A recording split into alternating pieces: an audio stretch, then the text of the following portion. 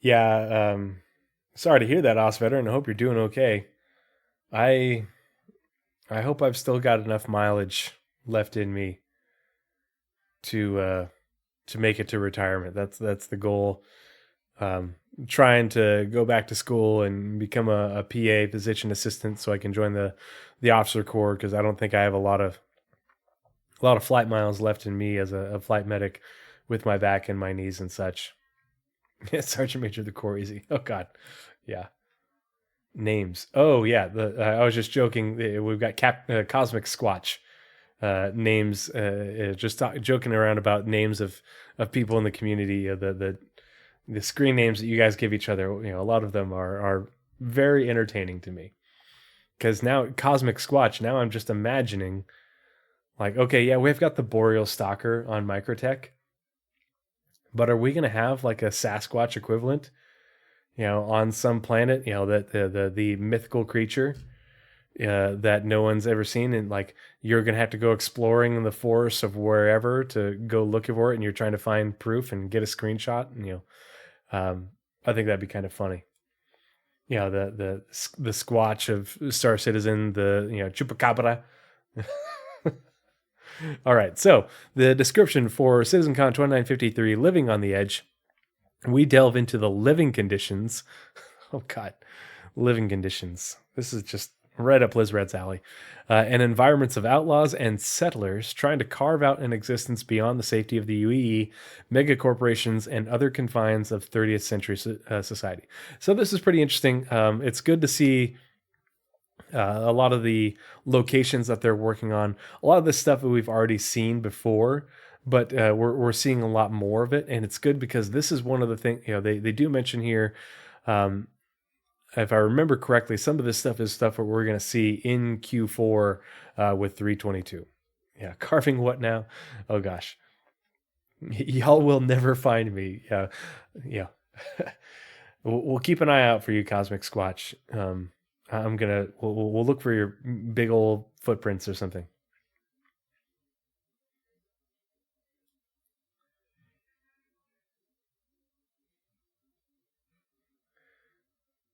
Captain No Pants says, I got this one. Oh, okay. So your screen name. I got this one from my company. It's what happens when you show up to flight training in Alaska wearing shorts, flip flops, and a t shirt in the middle of winter because I was packing light because not a lot fit in the pack, and I figured they would issue us cold weather gear. You walk into debriefing, and well, Blizzrad, have a good night, buddy. I'll see you later.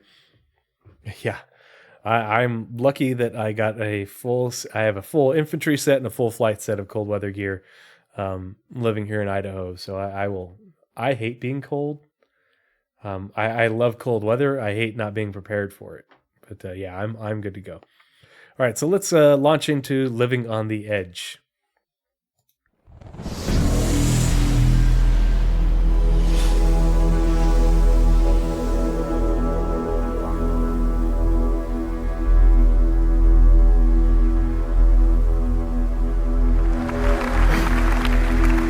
Hi everyone. Cue Aerosmith song. My name is Colin Chuckett. I'm the lead level designer for the PU. I will give you an introduction to our locations when it comes to the design, a high level overview of the design of our locations. I'm going to describe you the processes of our workflow and the goals that we aim to achieve. So, to break down our process a bit, this is very high level, but it starts out with a pre-production phase, an ideation phase. Here everything starts out in the mind. We bring it down to paper. Oh yeah, he definitely looks and sounds nervous, and I got to give lots of props and just claps and kudos to every CIG developer who was able to reach down, find whatever they needed to deep inside them to get up on stage in front of thousands of us live and tens of thousands more watching on YouTube and Twitch to make these presentations. Public speaking is intimidating as hell. I've been doing it for years, and I'm comfortable now. But gosh, when I first started, I just was just dripping sweat and absolutely nervous about it. And so, if this is not a part of your regular job, it is a terrifying and intimidating experience. Per sketch, write, formulate a plan based on our overall design goals. And then it moves on to the blocking stage. You might have heard of this, like the white box and gray box phase. This essentially contains all of the gameplay that you would see in the final product. Basically, the way it's meant to be played, and we test this out with a lot of iteration and a lot of testing. And it's basically, the white box is not in a stage where it's presentable, but that comes now. So on the right, as you see, the food court that Adam is going to be showing you later. This is the final product, VFX, lighting, everybody had their pass on this. And level design or other designers still maintains the space and makes sure that the systems that get created are being retroactively implemented. All right, so one key aspect of game development in general is the balance of narrative, visuals, and gameplay. So all these interplay, they interconnect, and it's the foundation that runs through all game environments. So it's important to communicate context, and here in this draw over, you see that narratively, we see sort of a dangerous environment. The spiky shapes here are sort of threatening. We see defensive structures. We can expect some enemy NPCs here, but it's also an old village. Maybe there's some exploration, some loot to be found. And then what's also important is communicating goals. So goals can be the pathways that you take, the gateways that bring you from one step to another, and so on. Okay, whoops. Yep, there we go. Okay, since we're a sandbox game, accommodating playstyles is pretty important. So playstyles meaning going guns and blazing, shooting at everything and everybody, going more of a stealthy, infiltration-y pathway if you wanted to, but also all the social aspects that you know from Stanton. And to do this, we establish, so one of the core design philosophies is granting the player the freedom of choice to do what they want to do at any point throughout their experience. And we do this by establishing or defining multiple pathways or archetypes that we call primary, secondary, and tertiary pathing.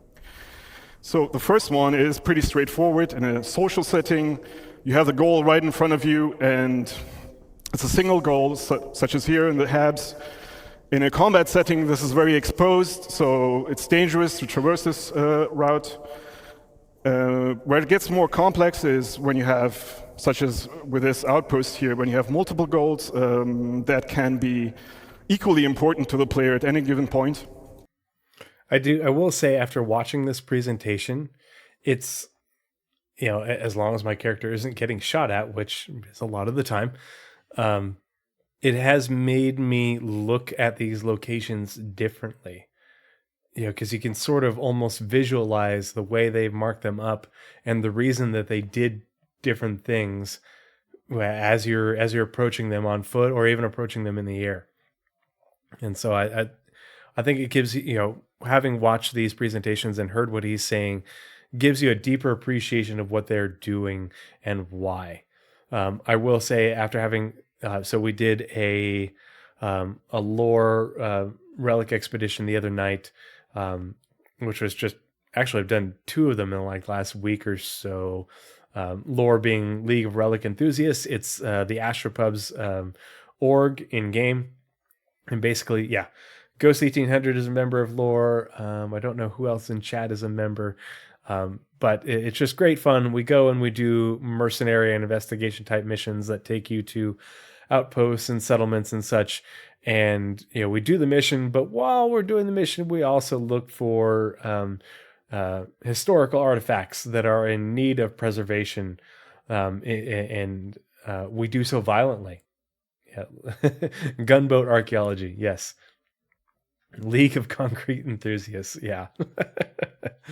But it was really fun to me to be able to explore these settlements and outposts, both derelict and otherwise.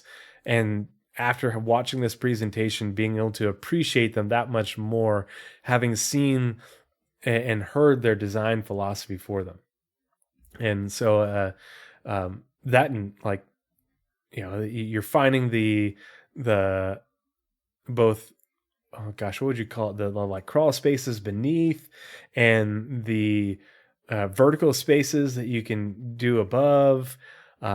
If we found a derelict settlement, and it was the first time I'd successfully gone cave spelunking and didn't die, and we had to, like, we went in there just thinking there's the only way that this missing person at this derelict settlement, we searched high and low. The only other place for them to be is down in this cave, which is basically a hole in the ground in the middle of this, broken structure. And we went down in there, and it was gorgeous. There was all this glowing this and that, and light coming in through holes in the ground. It was just a really just scenic experience. And then we got down to the bottom, and there they were, and we found them, and we were able to complete the mission. And then we were able to mantle our way out of the mission. And I was like, that was perfect. That was great. This is what we're looking for. Yeah, we didn't get to shoot anybody, but we got to explore this derelict settlement and explore underground. And it was a fun mission. It was a good time. And so I just I've been really enjoying what I've been doing in Pyro, especially being able to do it with friends and members of lore who are like-minded in terms of violent preservation of history. So if you're interested in that sort of thing, I highly recommend you look into lore. If you're not in the Astrobub Discord, absolutely join and come hang out. We always have a good time. If you want to watch what we've been doing, the VODs are on my Twitch for you to check out. I feel bad even shooting NPCs. Not me. Nope. As long as they are bad NPCs, I have no qualms shooting them at all and taking their stuff. Oh gosh. Okay, we're gonna pause real quick just so I can find the tweet, because it was really funny. It was. There are a couple things that happened to me, not on this last one, but the previous one, that were just absolute ridiculousness. Actually, no. Hold on.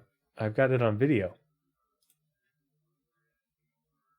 somewhere. Let's see. Where is it?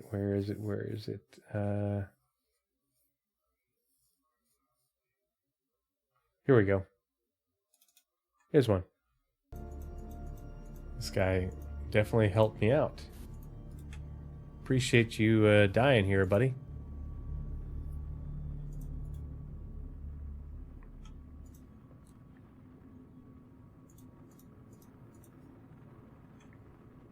All right. Oh, God, it's a female.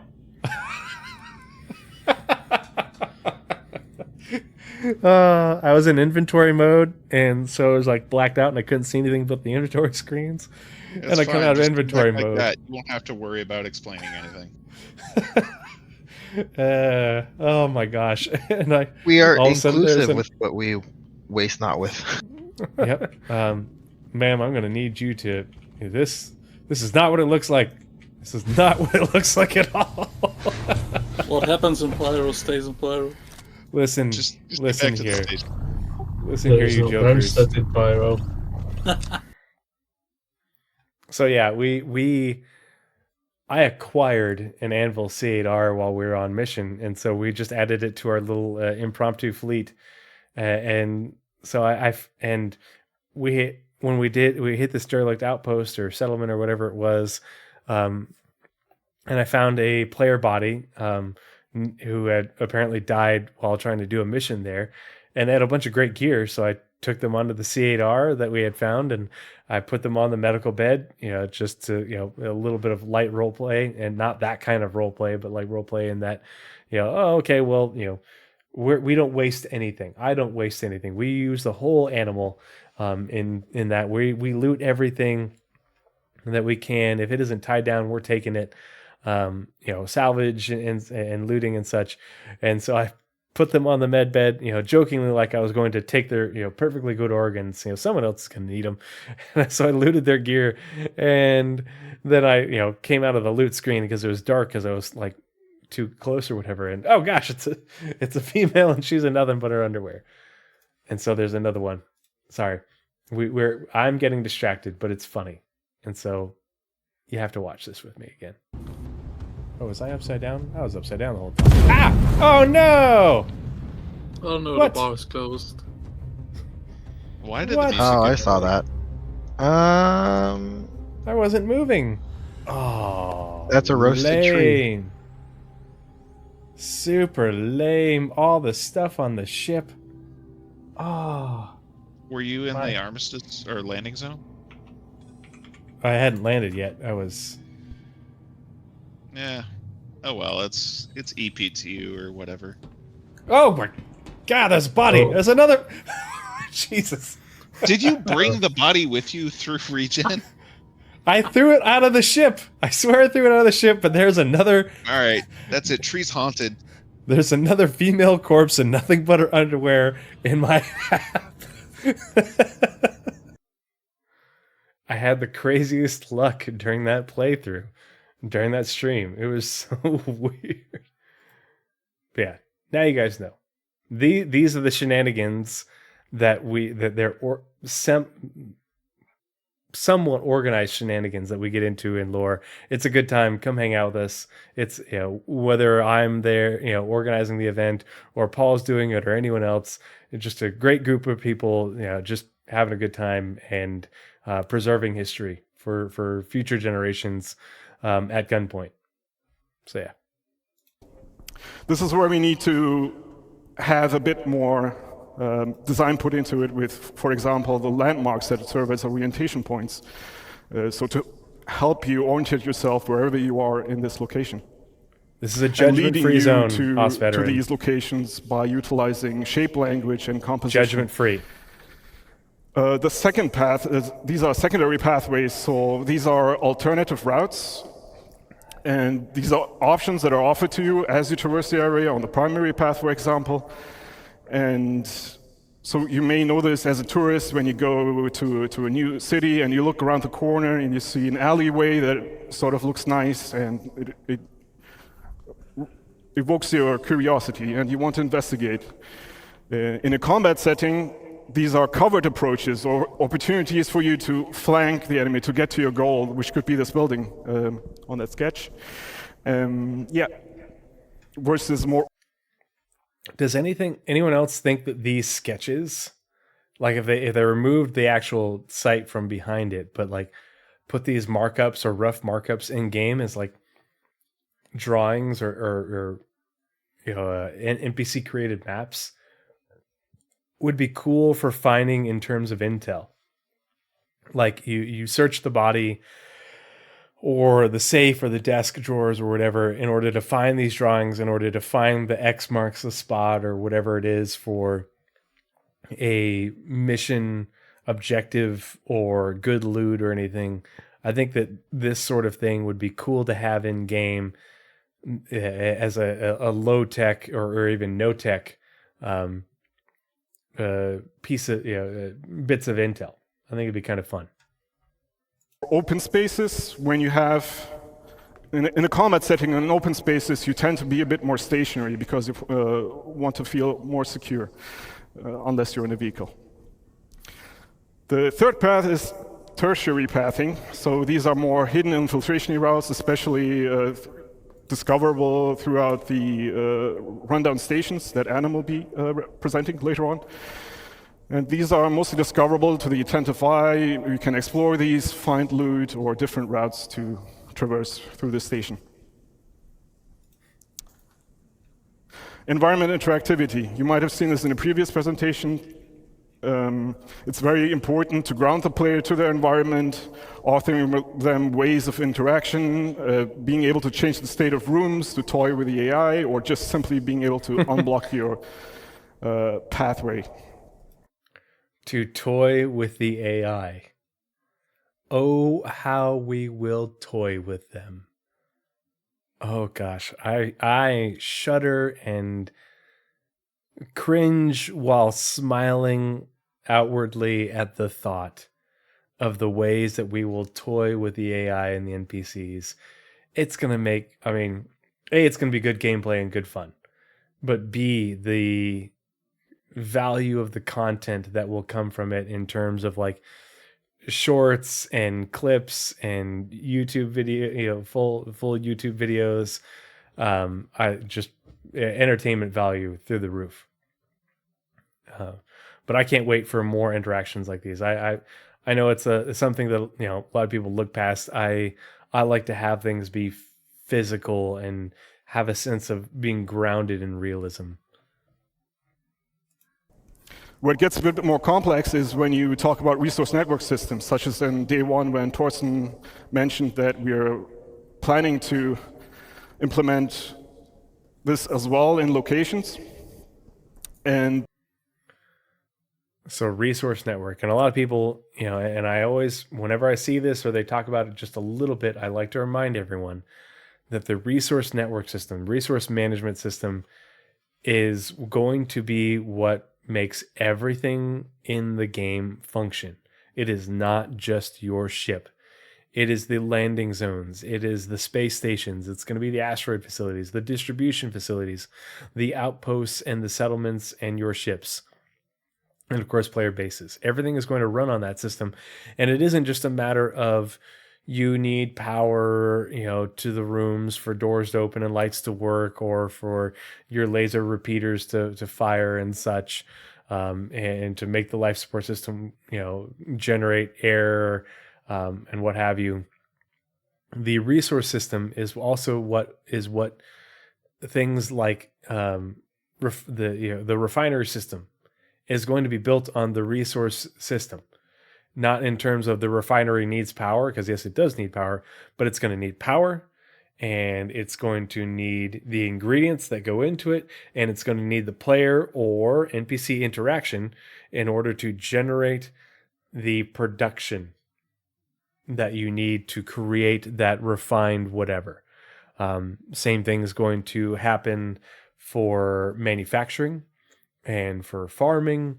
Everything is going to have a resource system in order to generate an output. And whether the output is a laser that's being shot at you for the resource management system, or the production of atmosphere via the life support system, or refined quantanium, or or the production of a power plant on ArcCore, all of that is resource management. That's how it's just a recipe system in the game, no different than any colony sim. Star Citizen is a colony sim, both player facing and under the hood. Get used to it. Everybody loves elotes. They want to buy elotes. Y'all seen that video?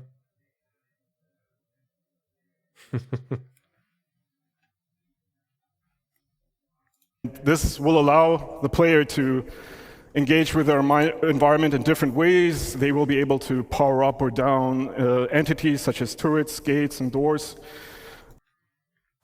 Before we continue, security systems.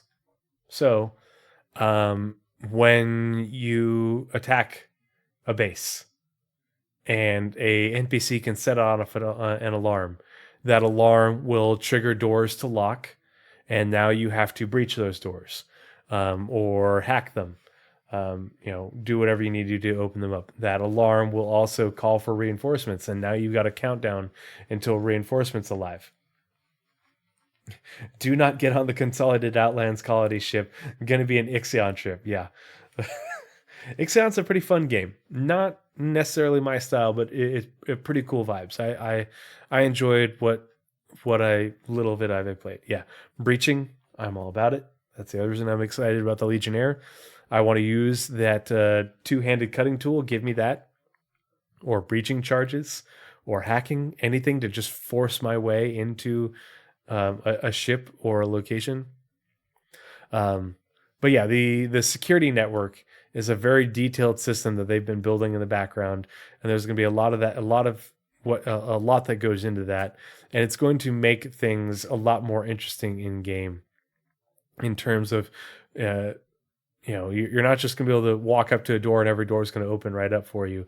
Reinforcements are going to show up, and it isn't going to be just on a timer that a cutlass spawns, and it won't just be one cutlass. You defeat that one cutlass, then it's going to escalate into more reinforcements, and you're not just going to be able to sit around at a location forever. Eventually, you're going to be overwhelmed by NPCs.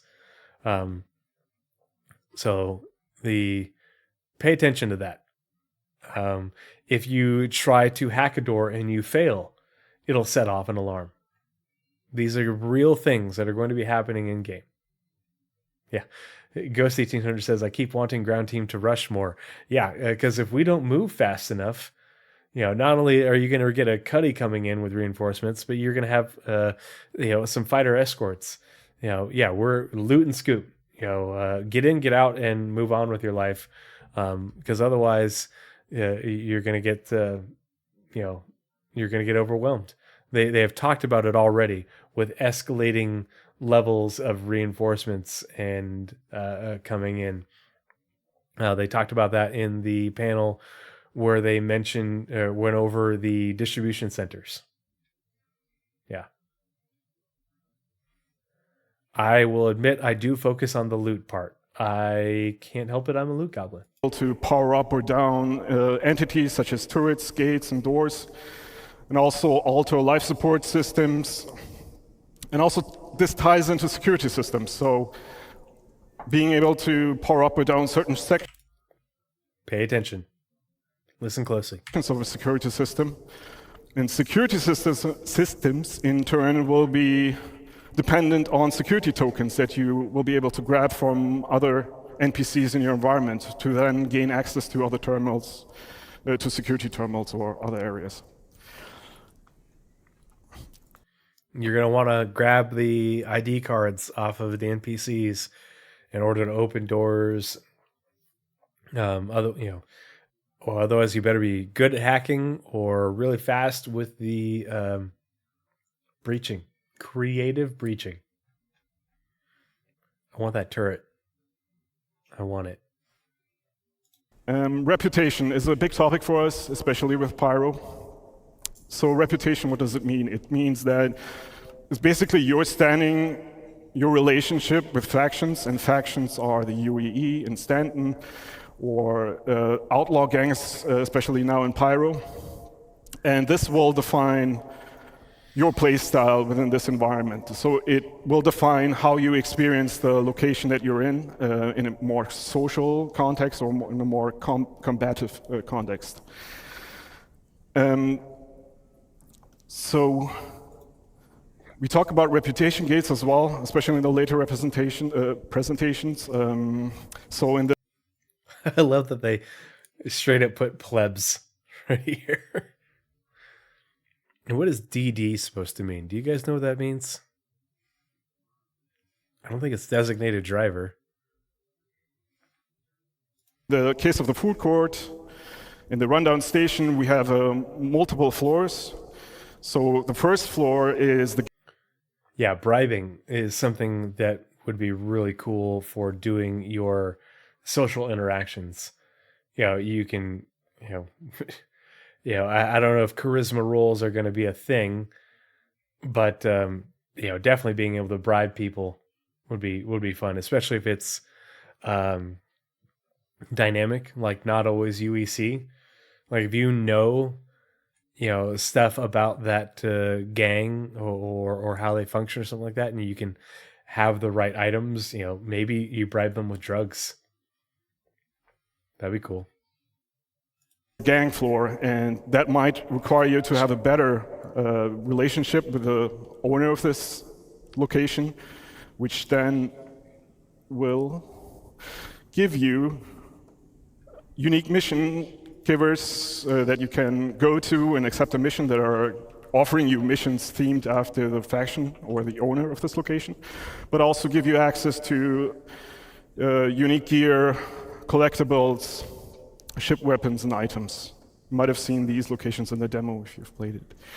So to close this all off and move on to the other presentations, the glue behind all of our locations is the content.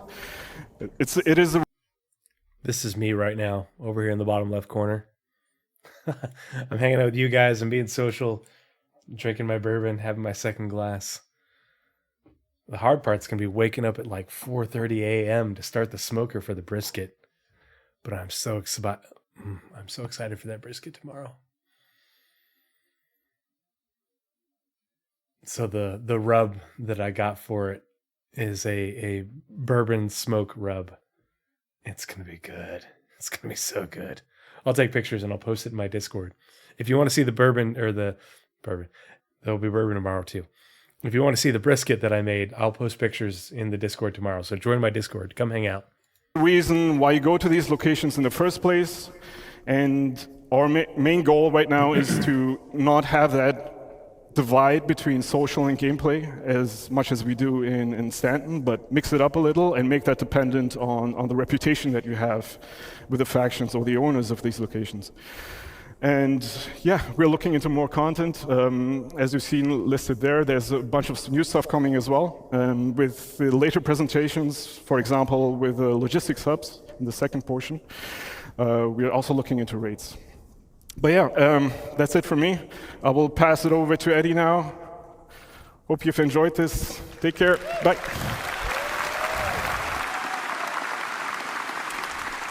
Hi, everybody. So, I'm Eddie. I'm an assistant art director on Star Citizen for locations.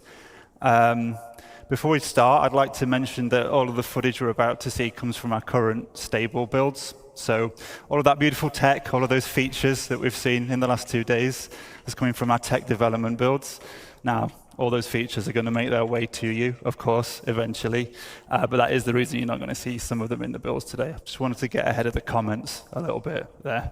So with that said... So I'm going to rewind to the beginning of that. Hi, everybody. Because this is important. Good context. So, I'm Pyro. Eddie. I'm an assistant art director on Star Citizen for locations. Before we start, I'd like to mention that all of the footage we're about to see comes from our current stable builds. So all of that beautiful tech, all of those features that we've seen in the last 2 days is coming from our tech development builds. Now, all those features are going to make their way to you, of course, eventually. But that is the reason you're not going to see some of them in the builds today. I just wanted to get ahead of the comments a little bit there. So with that said... So there are tech builds and there are content builds. And when they go to deliver a patch to us, those things kind of merge, essentially. But yeah. So that's why things look different in some builds during CitizenCon versus others. What am I going to be talking about? Well, I'm really excited to show you that the hard work that the Sandbox One team have been doing to expand our new outpost locations. I'm going to start by going over how we've expanded the library and what that means we can now achieve with the new locations, and then how we achieve that variety from the library by categorizing our locations into both archetypes and themes, and what that means for you as a player. So, I don't know if you remember this, but at CitizenCon in 2021, we showed this new style of outpost for the first time. Now, at this point, we had our art style locked in. We'd worked on our library of content to the point where we could make smaller locations like this one, but with a limited amount of variety between each one. And this is what that library of modules looked like at that point. We'd established our main building modules, as well as some of our larger buildings and a number of smaller secondary and dressing and standalone modules. But each outpost couldn't be too large without there being some obvious repetition between the modules used. So let's have a look at that library today. Look at that. So, nope, go, stop.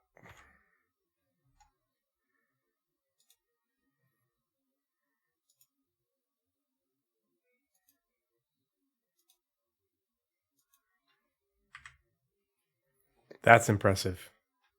That's a big library. There's a lot of variation in there, which I think is just fantastic. And the good thing is, the more artists they can hire, especially like with a lot of this stuff is creating more variety in these things, especially in terms of props and interactables. That is stuff that can be done by people who are basically fresh out of university after they've had some training on the tools and some education on, the design and art style and everything. But they can continue to expand upon this and go. You see this, and you're like, okay, well, that's some variety, but it's not a lot. But it's the ability to mix and match these things together that creates a lot more variety than what you see here. These are just individual pieces, but it's multiplicative, it's exponential almost in what you can create with this much variety and these many individual pieces. So no, Danger Hobo. I got out of the Marines as an E5 and I joined up in the Army National Guard as an E5. And it took a long time to get my school for 6, unfortunately, just because Army bureaucracy is in 2020 something is Army bureaucracy, and holy crap, it's so much worse than it was when I first joined up. Oh man, it's bad, and I have no desire to promote past E6 within the guard. That's why I'm trying to go officer, because once you get above, I can still do my job as an E7, but that means I have to do far more administrative stuff, and I rarely get to fly and do missions, and I don't want to do that. And so if I can promote as an officer, at least, I don't get to fly and do missions anymore, but I'm making a lot more money, and it pads my retirement, and it preserves my knees and my back, so it's a fairish exchange. But I have no desire to be an enlisted person and make slightly more money for a job that I hate, when I can do a job that I don't like as much, but I can make a lot more money. So yeah, plus make a lot more money on the civilian side. Yeah, Ghost 1800 makes a good point. They'll expand it out as they move to different regions with different architecture. This is just the colonialism architectural style. There's and Space Tomato has done just a phenomenal job of explaining the different architectural styles. There will be a library this large, if not larger, for outpost styles in different outposts in different architectural styles, and we have multiple different architectural styles that you'll see in different systems, so it's going to be really interesting to see how they develop. But this is just one, and this is why they are growing CIG by leaps and bounds, so they can continue to hire more artists to dramatically expand this library by a lot. Oh yeah. The Marine Corps offered me $75K in 2007 to reenlist as an E5, just because I had 2 primary MOSs. Yeah, and nope, relisting in 2007 was not a good idea. Yeah, that's why I didn't relist. If I reenlisted, my 3rd deployment was going to be to Helmand Province. It wasn't going to happen. Ghost 1800 makes another good point. You better believe there would be derelict outposts and Vandal captured systems. Yes. I want that so badly. Forget doing lore expeditions against pirates and gangsters. Give me a lore expedition into Vandal held space, onto systems that have been conquered by the Vandal and controlled by them for hundreds of years. Oh God. Yeah, and you have to fight the Vandal in space. You have to fight them on the ground. You have to be in and out because they're going to come running. They'll have their own security network. Yeah. Oh, that's like my wet dream for this game. Yeah, 100%, dude. I am just overwhelmingly on board with it. So,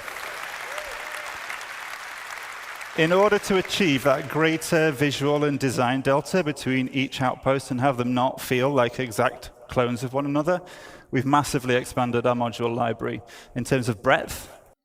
Before we continue, Ghost 1800, I want you to think on this for a couple minutes. If lore is the equivalent to the British Museum, and just hypothetically speaking, we would, and you say make it a multi-org operation.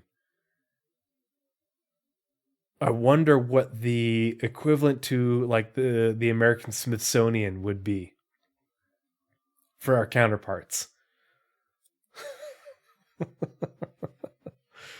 I'm going to bring that up in Astrobub's Discord. Yeah, I don't mind shooting Vandul. And what I mean that we go broad by making more modules with different purposes, and we go deep by creating multiple thematic overlays for each of those modules as well. And I'll go into what that means a little bit in a minute.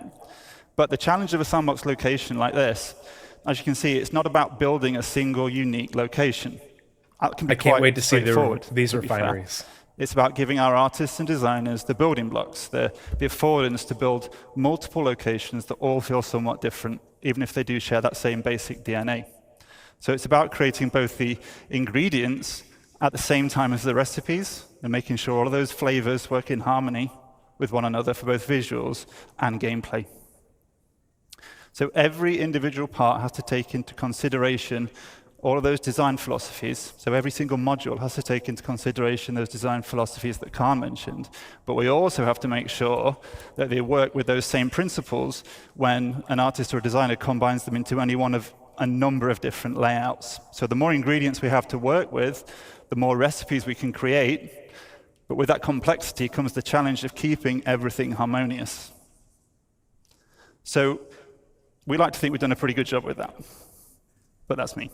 Using this expanded library, we've been able to increase the individual location size because there's less of that obvious repetition between buildings within any single location. And we can't really call some of these large locations outposts anymore. They become something more like settlements and imply a larger and more established community. Now, as a player, it will mean a lot more to explore and do at any single individual location with a localized and personal feeling mission types that might see you moving around a single settlement to complete objectives or doing short hop missions between clusters of settlements on a single planet. So you might head up to a ridge to repair some wind turbines. You could counter an outlaw attack from a neighboring outpost, or on the opposite side, you might be stealing or destroying vehicles for the criminal gang that you're working for.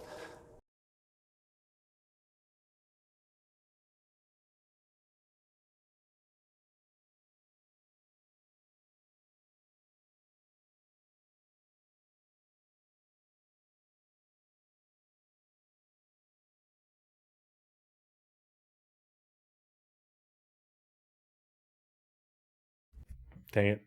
This is what happened when I've had 2 bourbons. I mean, they're tall bourbons. I filled this glass like 2/3 full when I did each one.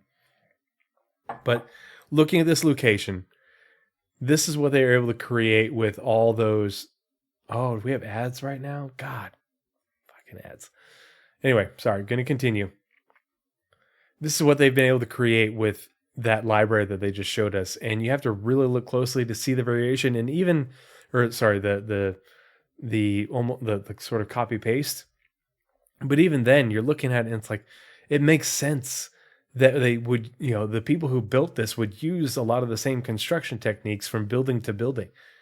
We do that now in real life, and they were able to create this much variety and uniqueness to this settlement. And each one of these buildings is going to be, similar but different, and in both interior and exterior, and then of course form. And they can put NPCs in here. It just, I love this shot right here. It really does a really good job of demonstrating what they can create with the library that they have. And I mean, it's a decent library, but it's not super extensive, and it's gonna get bigger. Ghost 1800 says, everyone else takes those fat contracts to resupply the UE Navy. Next time they push into Tiber, Lore uses the opportunity to explore the ruins of remote outposts in the system. Absolutely. Yeah, when that'll totally be an in-game event. For sure. And everybody's going to be all about, fighting alongside the UE Navy, to try and push back the Van Duel, and we're just going to use it as cover to make planetfall and go loot the ruins of Tiber or Virgil or Caliban or Orion in order to find history and bring it back with us. Because if we don't bring it back with us, it's going to get munched. The Van Duel are going to do like their version of salvage and eat it, literally eat it. And if lore doesn't do it, who will? Who will preserve the history of those systems that were lost to the Van Duel? We have a moral and ethical obligation, even though we are not ethical people. Anyway, sorry. Tangent. Just having fun with it. But in the art department, we always say show, don't tell. So let's stop looking at slides and let's have a look at some of the locations in game.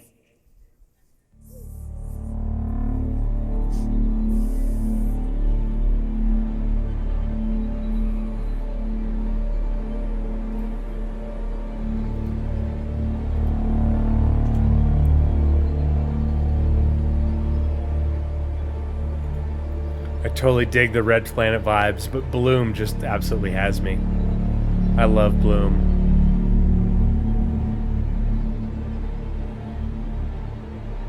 And I really like how they mixed in the environmental pieces with the rocks and such to break up the landscape, but in, sort of show how they built around the landscape. They didn't just, come in and pave it.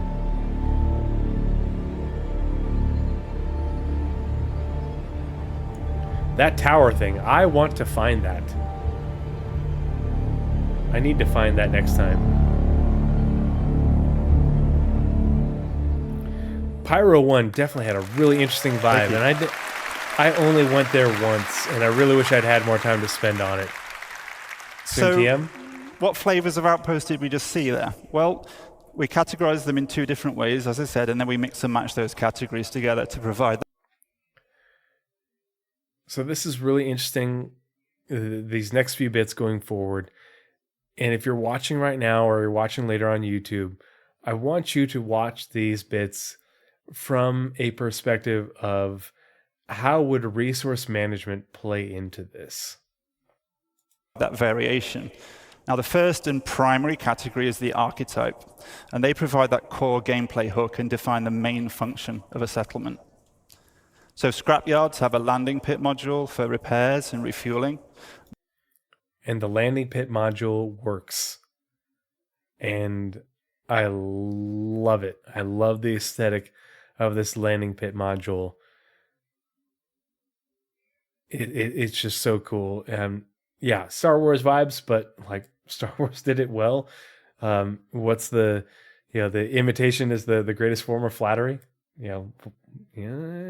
Like copy pasta. It works. It's beautiful. It's great. I love it. Oh, good God, Danger Hobo. So, Danger Hobo says San Onofre Nuclear Generation Station. Hold on. We're going to pause real quick just for context.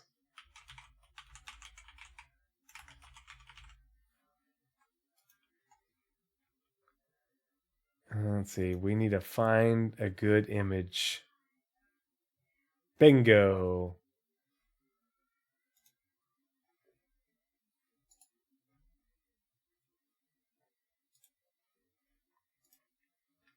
So, on Camp Pendleton, or just outside of Camp Pendleton, on the very far north end of Camp Pendleton, where I was stationed in San Diego County, California, right where San Diego County meets Orange County, Southern Orange County in Southern California. There's now it's a now defunct nuclear power plant, as far as I know, but it is a site that has welcomed Marines and sailors back to northern Camp Pendleton for decades. And you'll understand why in just a moment.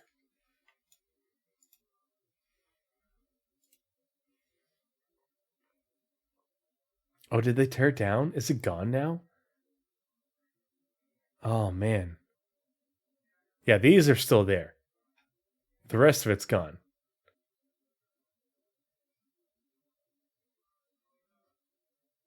Yeah. Everyone calls these by what they look like exactly. And the fact that they essentially, there's just this tiny little strip of land that's, otherwise surrounded by Camp Pendleton on the far north side, that the nuclear power plant there sits on, and it's on a Marine Corps base. They designed a nuclear power plant. There's so many nuclear power plants out there that don't look like this, but they built this on a Marine Corps base. Really? No one stopped and paused for just a second and thought, maybe we do those things that it's like it goes up and down like that, like so many others. But no, this is what they came up with on a Marine Corps base. It's like it might as well be like a lighthouse beckoning you home. Oh yeah, clearly intentional. Yeah, somebody thought they were clever. Yeah. Anyway, back to the presentation. Sorry, tangent. Blame it on Danger Hobo. God save America. Mining operations can have a refinery module and ore extractors for resource and commodity trading. And trading posts themselves allow a broader range of item purchases through the dedicated trade building module. And I mentioned earlier some more like general mission types that you might find that would be agnostic of archetype. And the archetypes themselves reflect that primary gameplay function of a settlement, but there's also a middle layer. Of course, we don't want these locations to just be a glorified shop or repair station. So there's to be more secondary activities to do locally to an outpost that are also defined by its archetype. So you may find scrapyards can offer salvage-related gameplay and missions. Trading posts can also offer delivery missions or hauling and cargo gameplay. And farms can offer crops and fauna as resources for gathering or trading. So with archetypes as our primary category, in addition, we mix in a secondary category. And these are the thematic overlays. Now, at the moment, we have two main themes. Internally, we call these independent and outlaw. At the moment, we have two main themes. I think that they mean that there will be more. So themes offer additional variation on top of the archetypes to inform the look and feel of a location. Not just visually, but which people you'll interact with there, how they'll respond to you based on your rep, what types of missions you'll have available to take on. So themes don't change the fundamental architecture of a space or the archetype of a location, but they do drastically alter the mood and feel, as well as altering the gameplay experience significantly. And again, let's take a look at the first of our themes, our independent theme. I flippin' love these outposts. Gosh, I love them.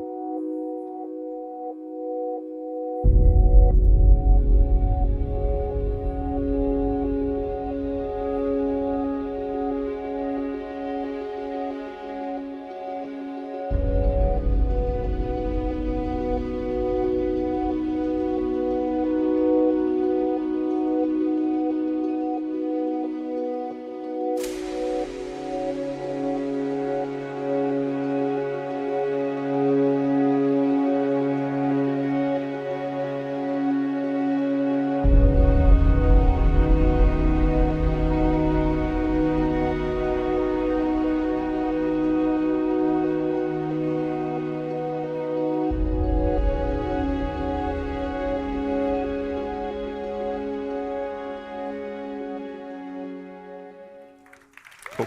Thank you.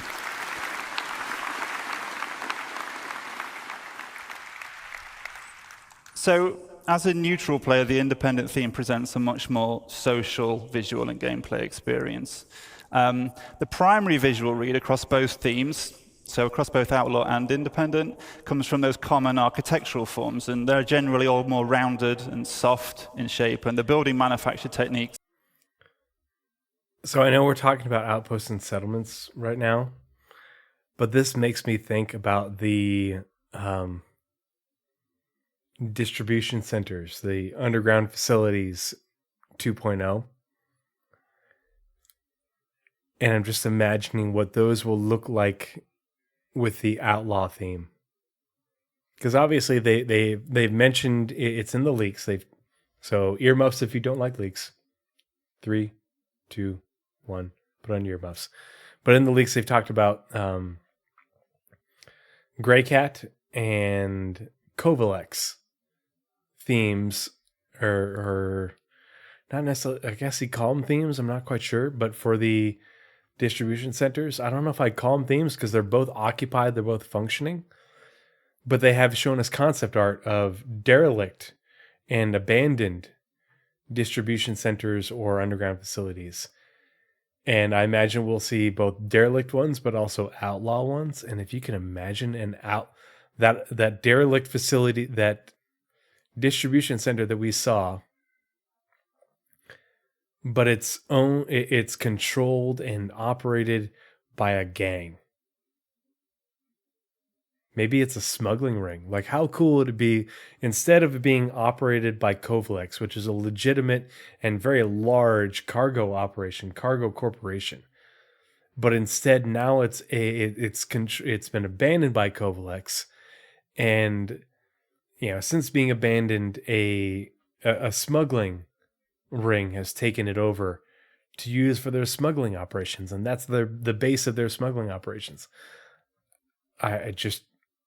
I get excited thinking about not only what that would look like, but how that would operate, and what that would be like for smugglers, coming up within the verse.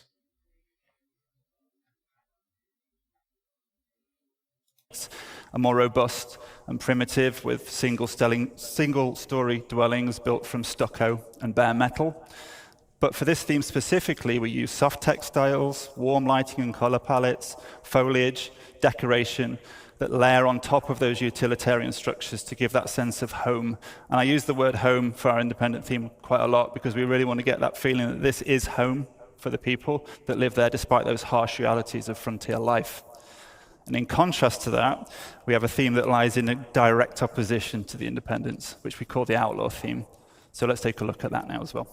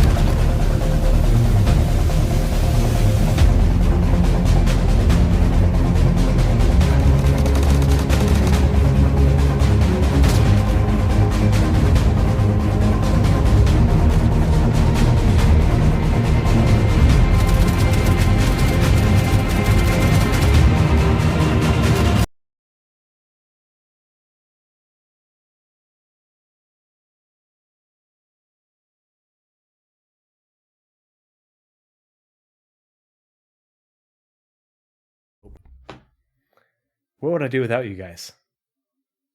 I've had 2 bourbons and I'm lost without chat. Ghost, I was just saying, Ghost 1800, I love you, buddy, and I appreciate the service you provide to the lore team. But I think we need to challenge your skills a little bit more, and we need those turrets. I think we need those turrets. I think we need to make the hot drop thing a reality. And I think we need to challenge your piloting skills to make our expeditions more dynamic. Just saying. And before I continue, so the prisoner said, in lore, there are abandoned Gold Horizon space stations. So I could see abandoned UGFs too. Oh yeah, they've told us straight up there are going to be abandoned UGFs. In the UGF presentation last year at CitizenCon, they told us about it. They showed only 1 or 2 concept images of it, but it's going to happen. Now the UGFs or distribution centers that they showed us first or this year, those are going to be in Stanton, only in Stanton. They were showing them in development in Pyro just so they didn't slip into a Stanton build, but they've already started slipping into a Stanton build this year. So we are going to be seeing them in the not too distant future in Stanton. And I think that's how they keep people playing in Stanton when Pyro goes live and sort of better balance the population. But we're going to see abandoned and derelict UGFs, abandoned and derelict space stations, abandoned and derelict asteroid facilities, the whole shebang. Yeah, that's fine. Y'all will be walking a bit more. And that's the point. We talked about this, Ghost, of doing a drop to hit a mission location where you bring us in, a kilometer or a couple kilometers out, and we go in via Ursa. I want to roleplay that, even if it isn't necessary. I think it's something that we're going to need to test to be ready for when that time occurs. But yeah, hot drop o'clock is going to be a thing too, and those are going to be fun. With force reactions and maelstrom and such. I mean, Ghost, can you imagine piloting a Valkyrie where we're losing? We've lost a VTOL or 2, and you're trying to keep it straight and level as we're on approach, and we're taking fire, and all we see is flashing red lights and smoke in the back, and we're like, oh god, this is going to be bad. Yeah, well, you're gonna have to start practicing. You're gonna have to start practicing. Clock's ticking, buddy.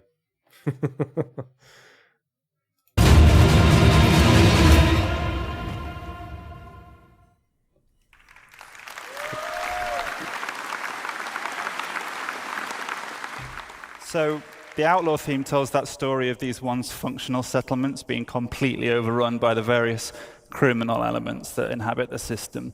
And visually, we have themes of a regressed and subverted civilization.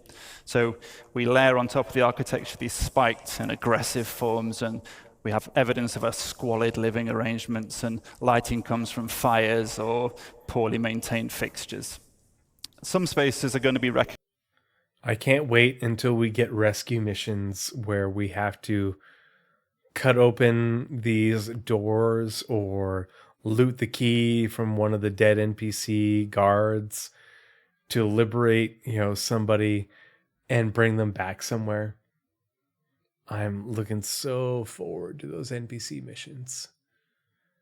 Forget finding a flippin' box or a dead body on the ground.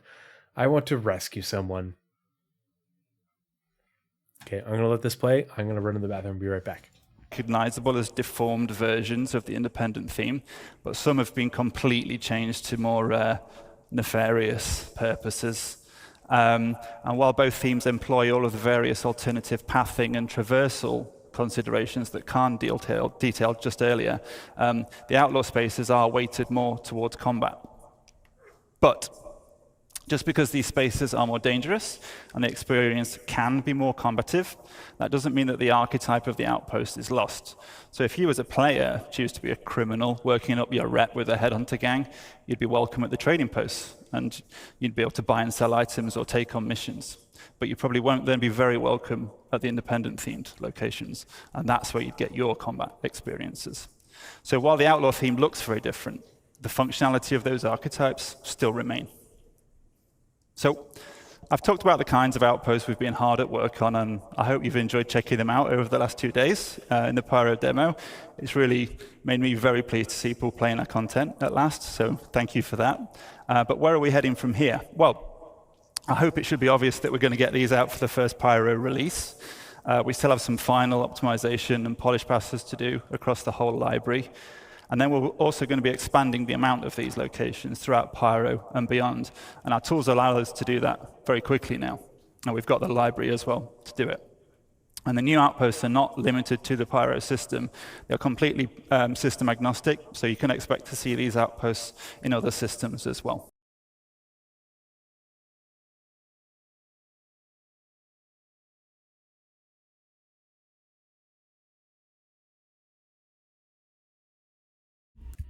I did it again. And no one said mute. You guys were too slow. So this part is very important. So system agnostic. So we are going to see outposts in Stanton. Not just the derelict settlements that we have right now, but we're going to see full-fledged outposts like this probably on Hurston and maybe like Delamar. And I mean, how cool would this look if it's got like, snow on it and such on Microtech? The other thing is, so they've got optimizations to do. Like we were doing a lore expedition, was it last night or the night before? I'm forgetting, getting my days mixed up. Yeah, it was last night, wasn't it? I think so. Yesterday afternoon. Yeah. And so we're running into a lot of performance issues, a lot of significant frame drops.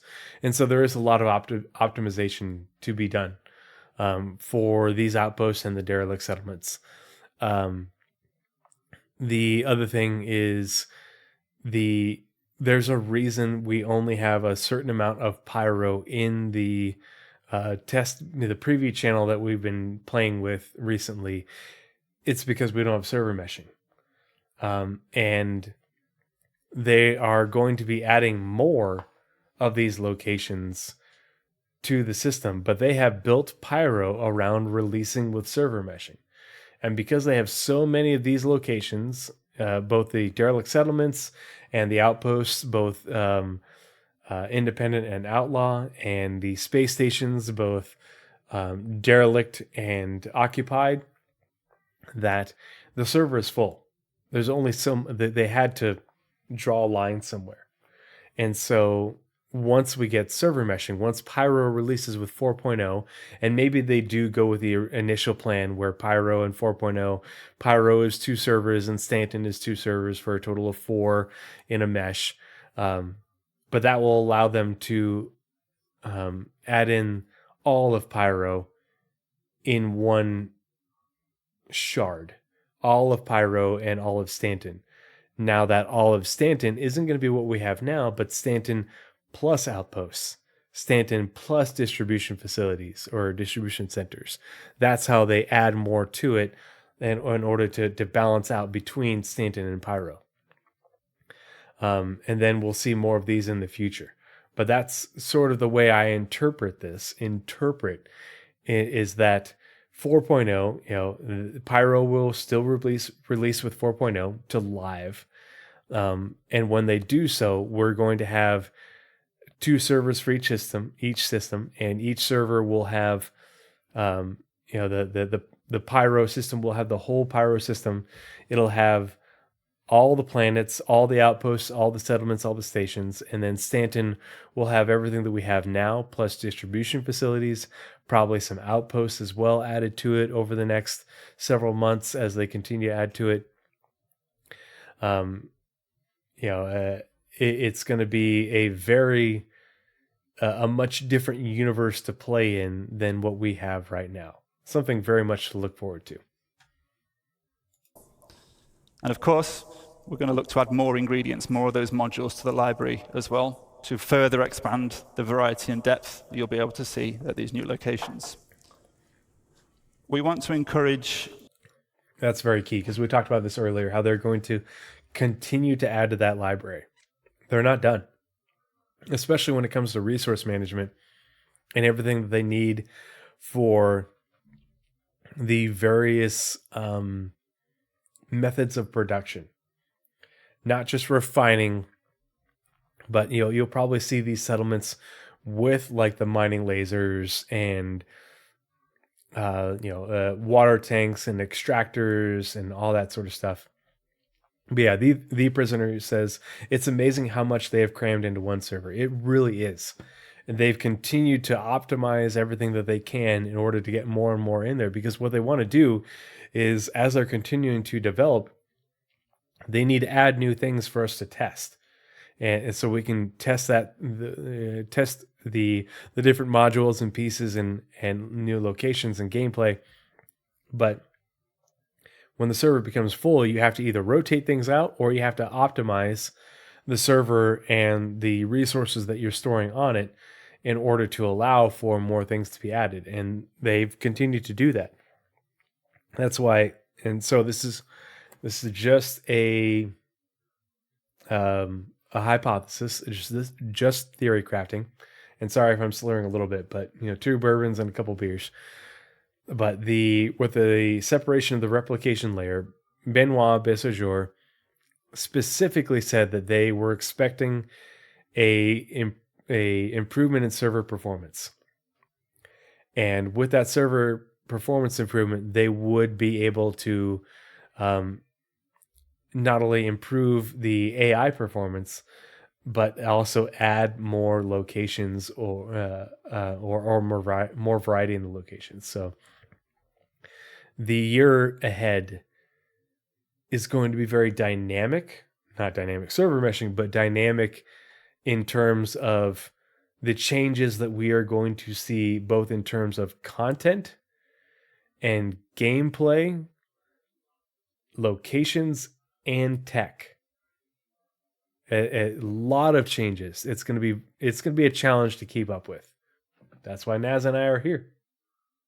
We're looking forward to riding the ride with all of you. Imagine the agricultural and livestock farms. Who will build the Ponderosa Freight?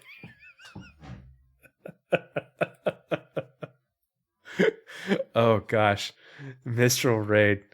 Oh, dude, we just got raided by Sergeant Tickles with a party of 33. Thank you so much, guys. Thank you so much for the raid, Sergeant Tickles.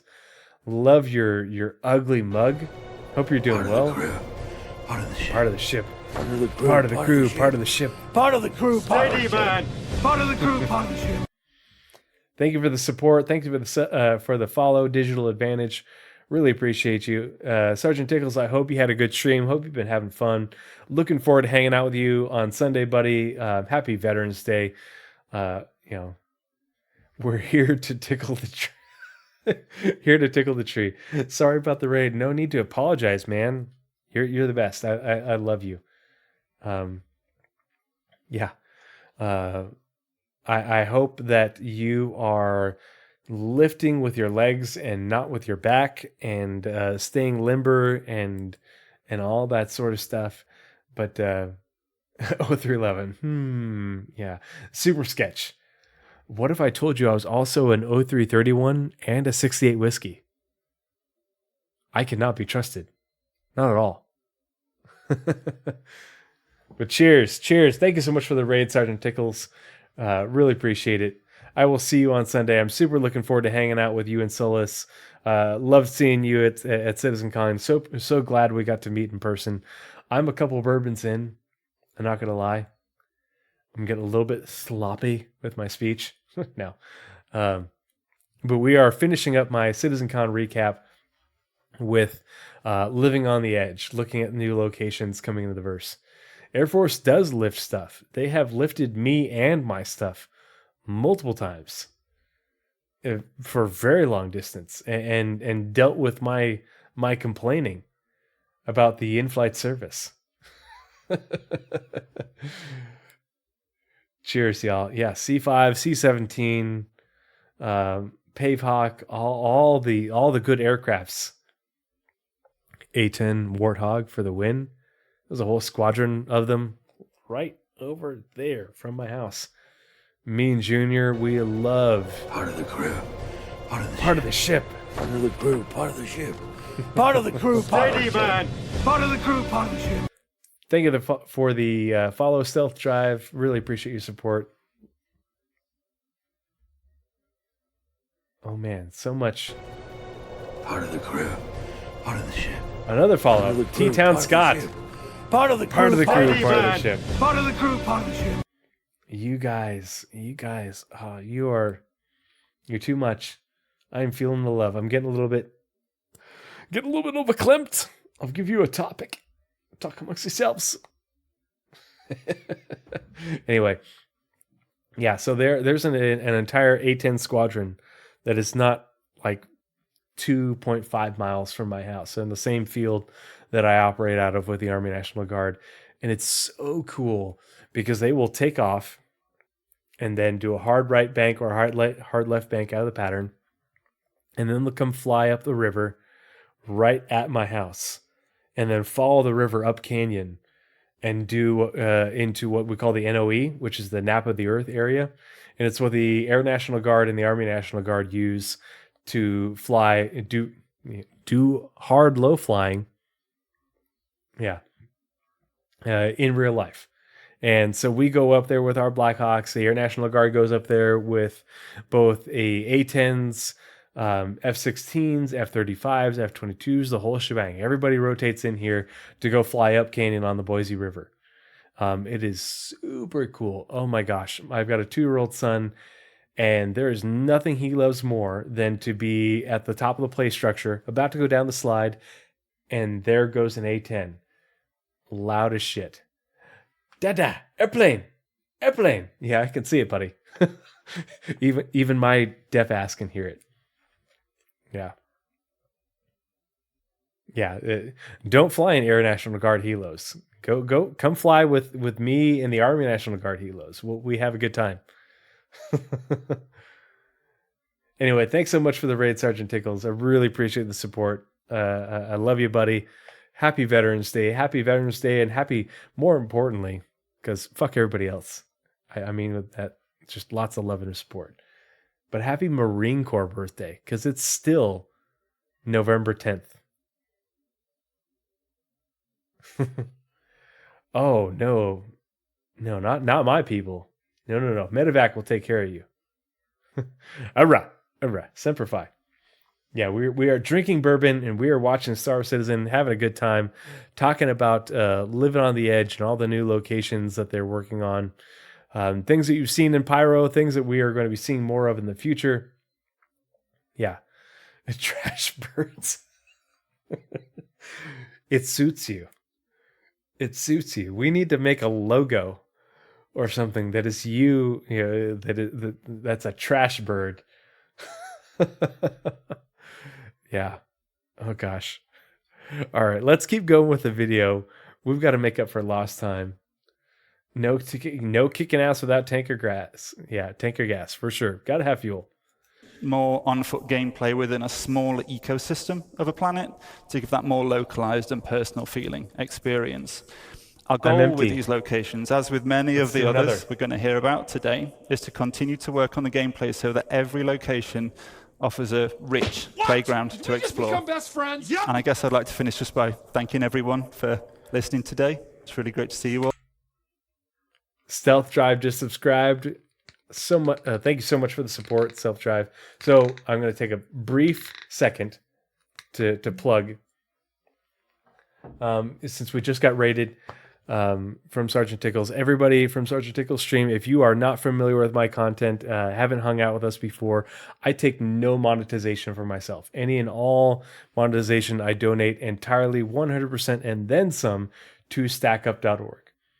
So if you hate ads and you want to come in here and learn about Star Citizen, watch Star Citizen content and stuff, your subscription goes to stackup.org. If you suffer through the ads, that money goes to stackup.org. 100% of it. When I get a payout, I take that money, I round it up to the highest $50. Part of the ship. Part of the ship. Part of the crew. Part of the crew. Part of the ship. Part of the crew. Part of the crew. Part of the ship. Part of the crew. Part of the ship. But yeah, I take that money when I get a payout and I round it up to the next highest $50. So if it's $80, I round it up to $100, and I match that with my own money for our donation. So if you want to support stackup.org and their mission, come hang out with me, come suffer through ads, come learn about Star Citizen, come watch some Star Citizen gameplay.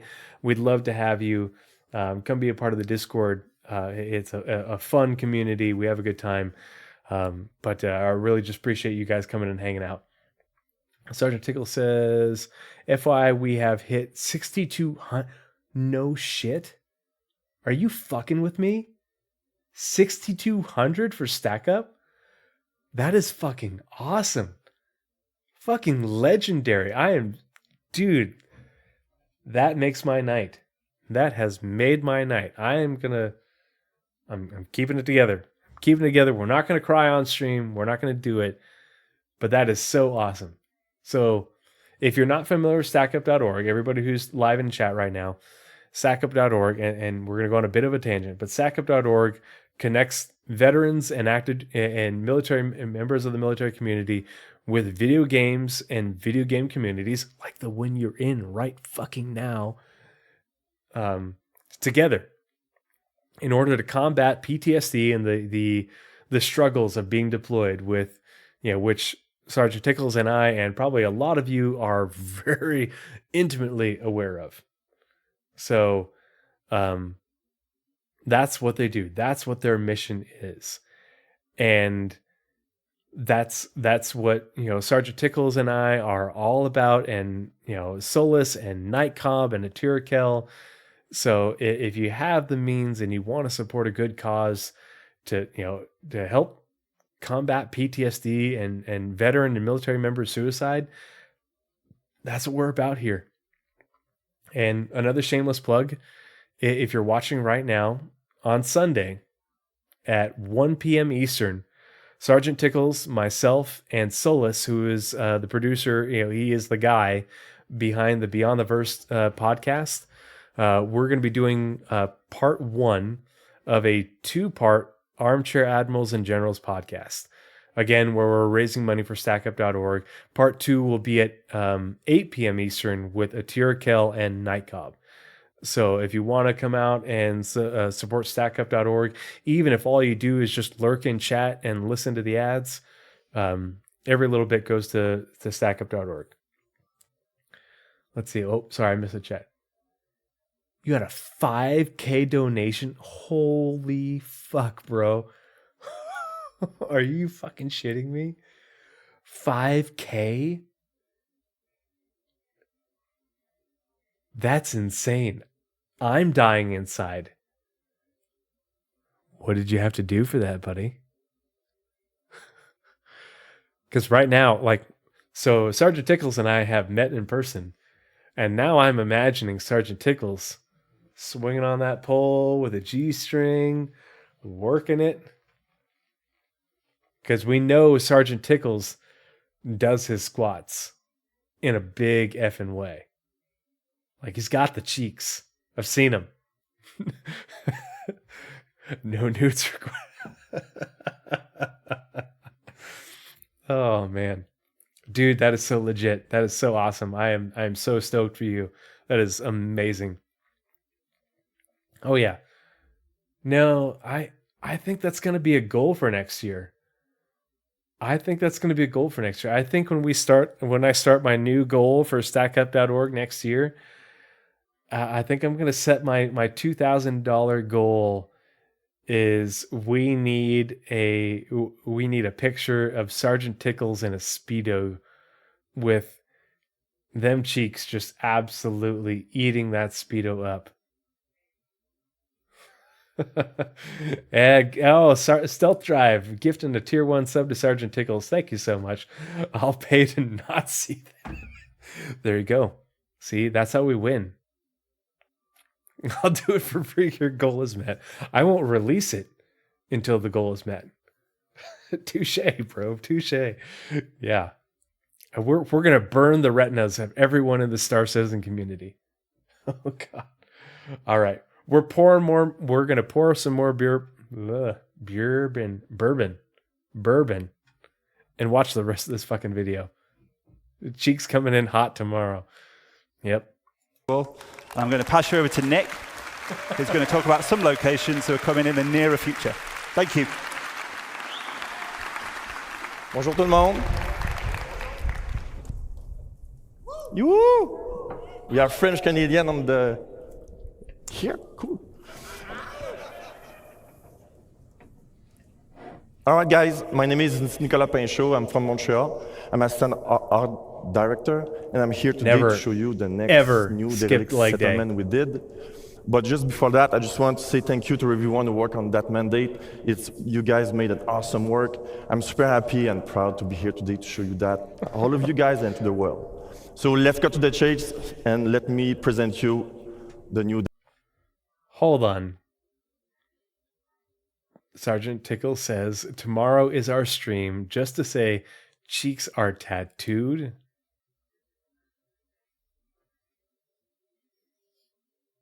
Oh my. What time?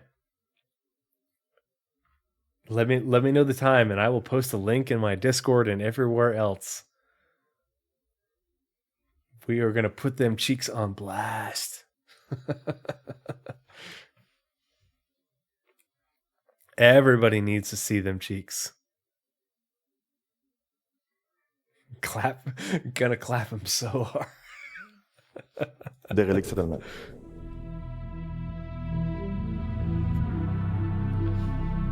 These derelict settlements look legit, and I can't wait to... Sorry to pause again. We were talking a minute ago about the distribution centers 4.0 and server meshing, 2 servers for Stanton, 2 servers for Pyro. These derelict settlements in Stanton are coming soon. I wouldn't be surprised if they're in 322. We've gotten some of these. There are more coming. There's like 15 total or something like that. Or Stanton is going to be getting really full on that one server. And I think with these plus the distribution centers that they're working on, I think we're going to see for 4.0. It's Stanton is going to be a much fuller server with a lot more of those locations that they talked about not too long ago, because they wanted to make it, and I'm just going to reiterate a point that they've made multiple times. They want to make it so that you're not leaving a planetary system like Crusader and its moons, ArcCore and its moons. You're going to be staying in that area for a longer period of time. You have more mission content and job content, exploration content in that area before you move on to the next the next planetary system. This is how they get there. Yeah, Sergeant Tickles, you're right. 3.22. These, yeah, for sure. I don't know if they actually say that, but I think they do. We'll get there. But that's what they're going for. Stealth Drive says, may I ask any other Marines here tonight? I want to know how many present I'm saying cheers to +1 if that is okay. Oh, yeah, absolutely. If you are listening right now and you are a current or former Marine, please 07 ready up in chat. Let us know how many of you guys are in there. We've got 2 more minutes before the end of the Marine Corps birthday here on Mountain Standard Time. Definitely got one right here, and I'm pretty sure we have more. But yeah, Semper Fi to all my fellow Marines. Happy birthday to all you just inglorious, dirty animals. I love all of you. I will light my cigar once I see the answers. Yeah, and I'll do another sip of bourbon, but I'm pretty sure we've got more. And Sergeant Tickles, I appreciate you taking care of my boys. Because, those were not good times. Those were not good times. But yeah.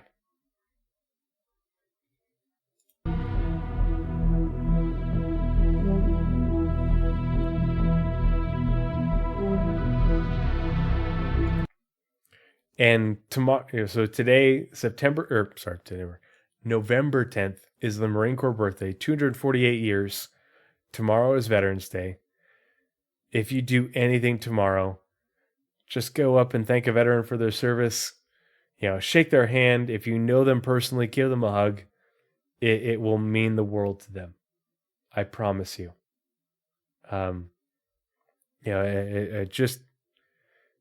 You don't always have to agree with what the military does. It doesn't matter. Support the troops. Take care of your fellows. and it's okay to show people love for what they've gone through, what they've been through, even if you don't agree with the politics, because fuck politics, man. Fuck it. Just appreciate people.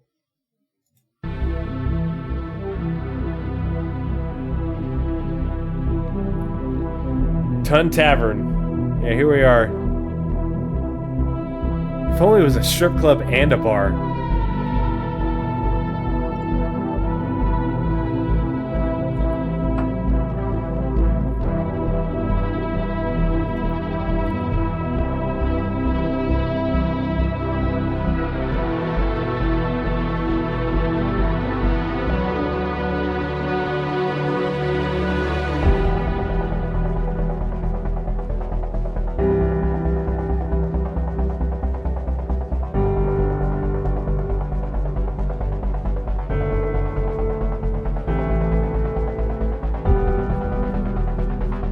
I was muted. Fucking A.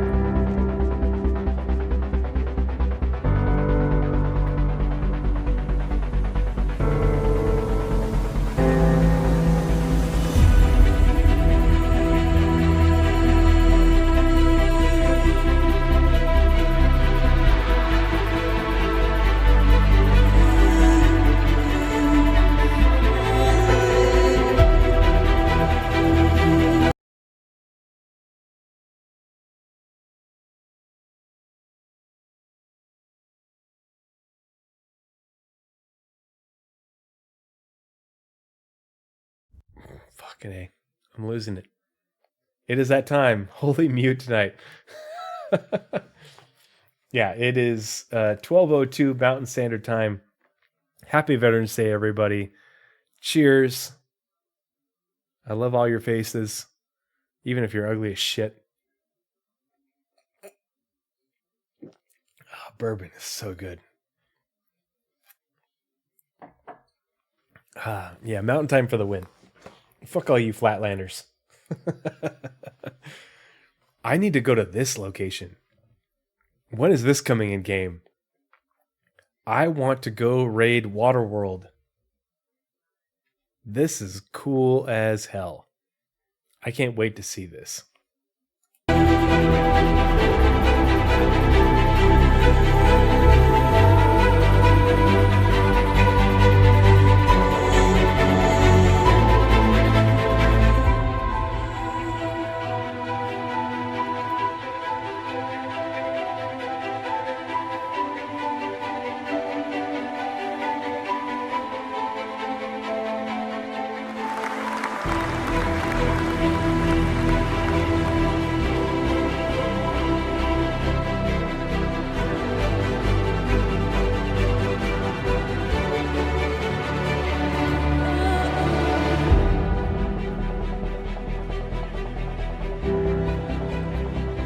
I like how this is a fucking greenhouse.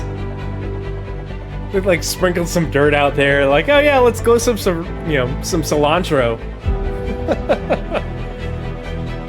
We got enough dirt for some corn. We could use it as an additive to our fuel.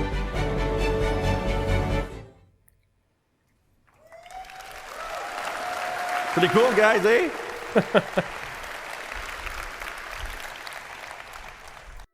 Yeah, these people right here, these people in particular, need potatoes.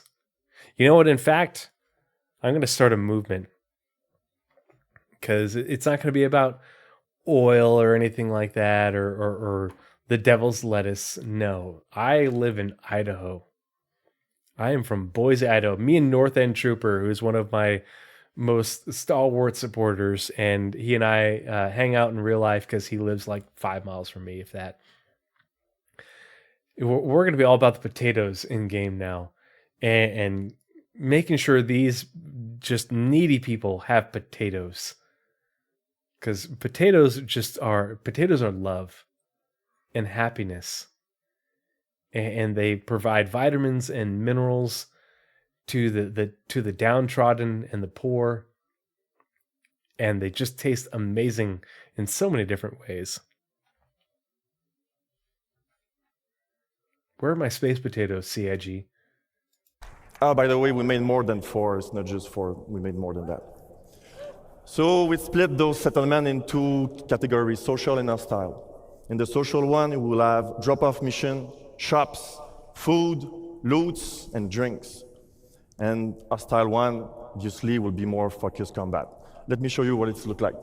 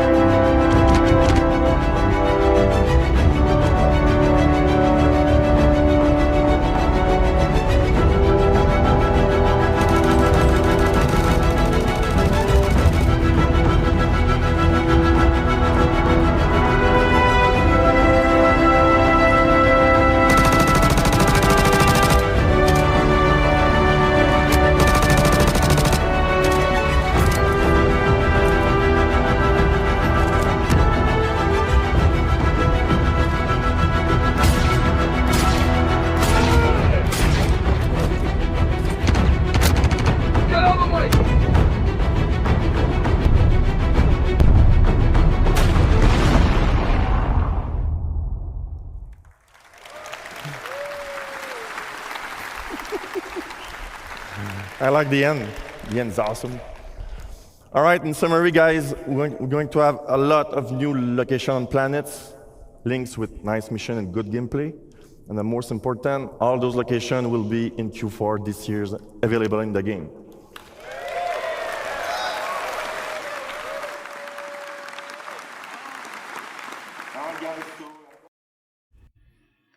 Available in Q4 in the game. All right, we're going to need to timestamp that. Play. And the most important, all those locations. All right, and share, copy. All right, because I have a list of everything that is coming in Q4 that they mention at CitizenCon. Because there are things that they mentioned at CitizenCon that aren't on the release view for the roadmap right now, and there are things that they meant that we have on the release view right now that weren't mentioned at CitizenCon. Oh man, yeah, twice baked potatoes are amazing. Cosmic Swatch for me, it's a huge oh gosh, what's it called? Core memory. My Nana, my dad's mom, made twice baked potatoes for Thanksgiving every year of my childhood because it was my sister's favorite and she called them princess potatoes. So whenever I see a twice baked potato, I think of my sister and I think of my Nana. You know, both of which, you know, I absolutely adore. I love my sister. She and I are very close. So yeah, twice baked potatoes are just amazing. Tater tots are amazing. If I have the option, I will not order fries because I prefer tater tots 100% every time. And you know it's really amazing that I just discovered at Costco, and who knows how long they're gonna have them. But it's a corn dog, but it's the corn outside of the cornbread outside of the corn dog, minus the hot dog, and studded with like home fried potatoes. And instead of a corn dog, there's a mozzarella stick inside. It's amazing. It's Korean street food. Those people are just nuts. Ooh, Stealth Drive lighting a cigar. Cheers, man. Enjoy that smoke. I'm jealous. I'll probably burn one tomorrow. Application will be in Q4 this year, available in the game.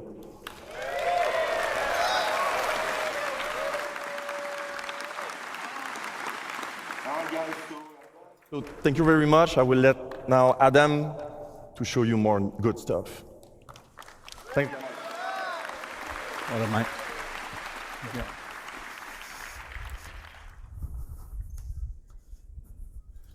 Hi, everyone. Hi. So, welcome to Rust Up Stations. I'm Adam Sanders, lead environment artist for EUL1. We're excited today to show you our efforts for the Pyro rest stop stations. So, what are Pyro rest stop stations? Well, these are stations reinvented. These have new themes, archetypes, and gameplay to support new and interesting experiences. Aside from the social aspects, there is gameplay and exploration on the location. I've hoped you had a chance to play the demo over the past couple of days. I know I've spoken to a few of you. It's pretty good, right? Yeah? It was a sneak peek of our current progress. Let's kick off with an overview of the Pyro system. For the Pyro system release, we plan on 6 planets and 26 stations, including jump point stations that connect for Stanton and future systems such as Magnus. Rest stop stations are either in rundown or abandoned states. Citizens of Pyro, the Rough and Ready Outlaws, and Xenothreat may control these. Our focus today will on the Rough and Ready owned Pyrotech Amalgamated Fuel and Resource Station, Planet 2, Lagrange Point 4, otherwise known as Checkmate Station.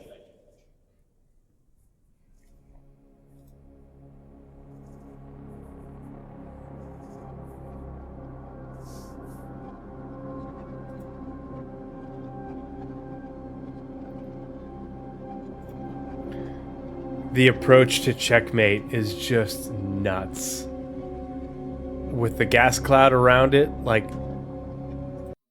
Here, let's rewind just a little bit, because we got to do this justice. The approach to Checkmate is just insane, because you can't see it until you get really close. Yeah, it is dangerous to approach, both due to legitimate things and game-breaking bugs. But the vibe that it gives is just unparalleled. And the fact that you can't see it until you get to a certain point within the gas cloud around it, they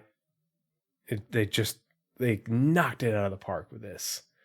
Oh gosh, what's the name of the other station? The other big one that you can spawn at. Someone help me out in chat. Yeah, the Aetherdrift 369, absolutely. The spacescaping around Checkmate is just chef's kiss. Yeah, Patch City. Thank you, Cosmic Squatch. The Patch City is really great as well. It's just they've taken what they've learned with the development of Stanton for Pyro and dialed it up to 11. And that's just what we've seen. Everyone. Hi. So, welcome to Rust Up Stations. I'm Adam Sanders, lead environment artist for EUL1. More bourbon. We're excited today to show you our efforts for the Pyro rest stop stations. So, what are Pyro rest stop stations? Well, these are stations reinvented. These have new themes, archetypes, and gameplay to support new and interesting experiences. Aside from the social aspects, there is gameplay and exploration on the location. I've hoped you had a chance to play the demo over the past couple of days. I know I've spoken to a few of you. It's pretty good, right? Yeah? It was a sneak peek of our current progress. Let's kick off with an overview of the Pyro system. For the Pyro system release, we plan on 6 planets and 26 stations, including jump point stations that connect for Stanton and future systems such as Magnus. Okay, so this is very important. And a lot of people miss this. So for the Pyro release, and as far as we know, this is still 4.0. Cosmic Squatch says, seeing how well they have done with verticality in Pyro and these smaller outposts, I have so much faith in the design of the medium UGFs. Absolutely. Yeah, no, I agree 100%. We talked about this in the last segment that I did on that video that had the UGFs briefly, but those are still the medium ones. They say in the beginning of the presentation a minimum of 2 hangars, and the one that we saw in the demo only had 2 hangars. There's gonna be bigger ones, but so the release for Pyro is 4.0 with server meshing, and essentially probably with 2 servers, just a simple split. 6 planets with 26 stations, and somewhere in here they say, I think it's 15 derelict. 15 of them are derelict. So they're either located in low orbit, like we have in Stanton with Port Tressler and by Genie Point, the ones that are above the landing zones, and they're either operated by the gangs like Rough and Ready, they're independent, or they are abandoned stations. So here, let's rewind a little bit. We'll watch that one more time, just because the context is very important. Hi, everyone. Hi. Hi. So, welcome to Rust Up Stations. I'm Adam Sanders, lead environment artist for EUL1. We're excited today to show you our efforts for the Pyro rest stop stations. So, what are Pyro rest stop stations? Well, these are stations reinvented. These have new themes, archetypes, and gameplay to support new and interesting experiences. Aside from the social aspects, there is gameplay and exploration on the location. I've hoped you had a chance to play the demo over the past couple of days. I know I've spoken to a few of you. It's pretty good, right? The hangar missions are great. There's so much peek of our current progress. Let's kick off with an overview of the Pyro system. They're huge. For the Pyro system release, we plan on 6 planets and 26 stations, including jump point stations that connect for Stanton, including jump point stations and future systems such as Magnus.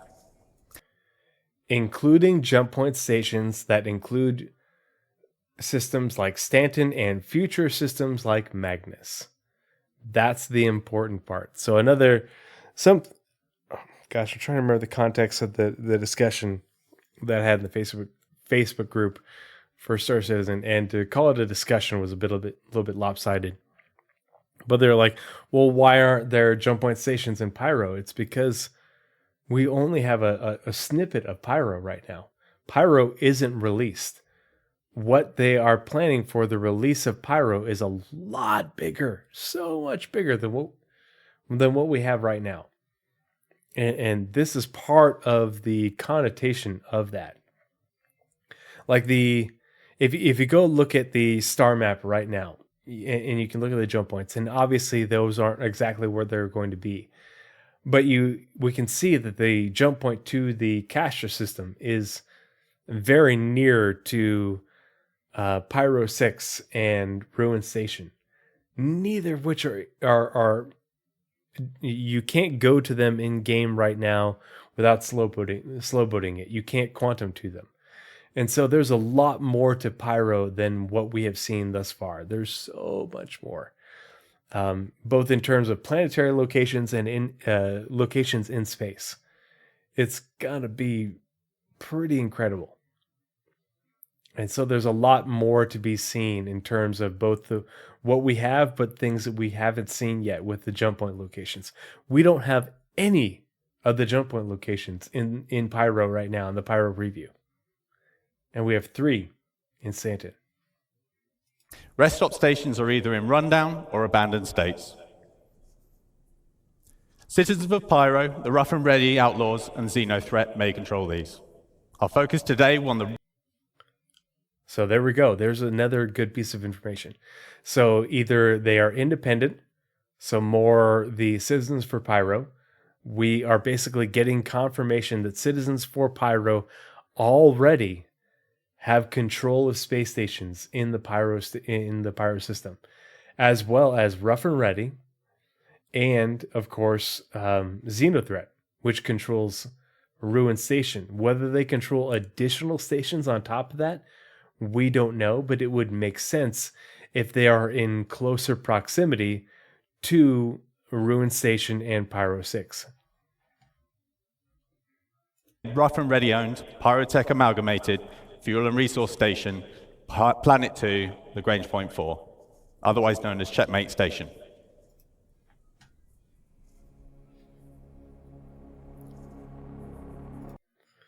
It kind of bothers me that they say Lagrange Point 4 right here. I'm assuming they're talking about Ruin Station, but they don't specify. But Ghost 1800, you make a really good point. Oh, wait, where'd it go? I want to have the number of systems explode to the point people start having to rely on local guides when traveling outside their normal stomping grounds. That's a really good point, because there is so much to each one of these systems that for you to be able to understand them all in detail just really isn't feasible.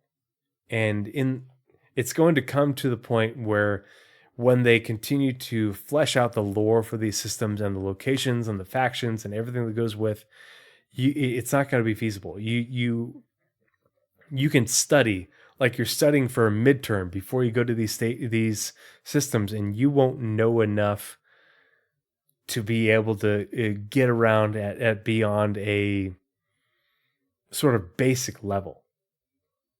And that's crazy. That's crazy. And some systems are obviously going to be easier. Like some systems are going to be like, this is a midterm, and versus this is a pop quiz, min versus null, or another complex system. But that's the kind of differentiation that they're going for. And that's the kind of differentiation that you're going to see in the not too distant future. If you look at the systems that are near Stanton in local space, like Nyx alone, people don't give Nyx enough credit. Nyx is a very interesting system. There's a lot more going on to it than people realize. Please go read. Let's watch. And drink more bourbon. I love this approach. God, this approach is so good. It's so good. Slowly appearing out of the clouds, and there's a station there. Unfortunately, it will randomly shoot you with a missile.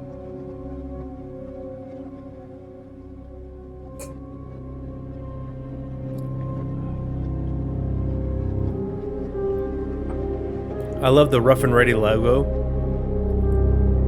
I think it's great.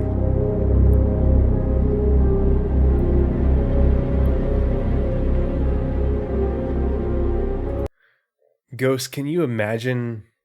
So obviously we've had this reaction to Pyro with the spawn camping and the straight up rust levels of PvP. What's going to happen when the inverse happens and the PvPers try to go into Terra, a couple years from now?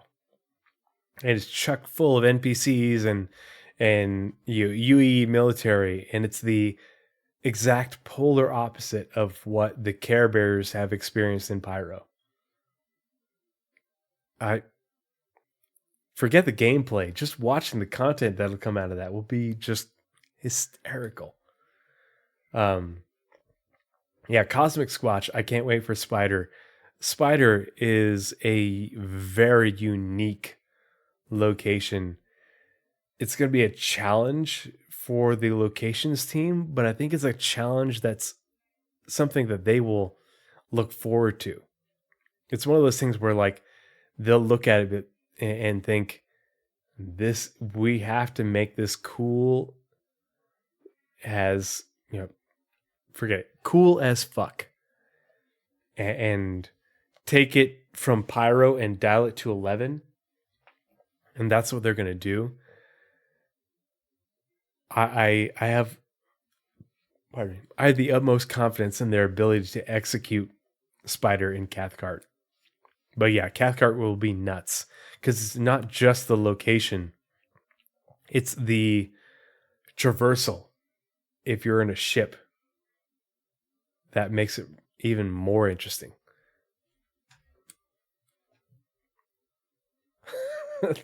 Flamethrower guy. Oh god.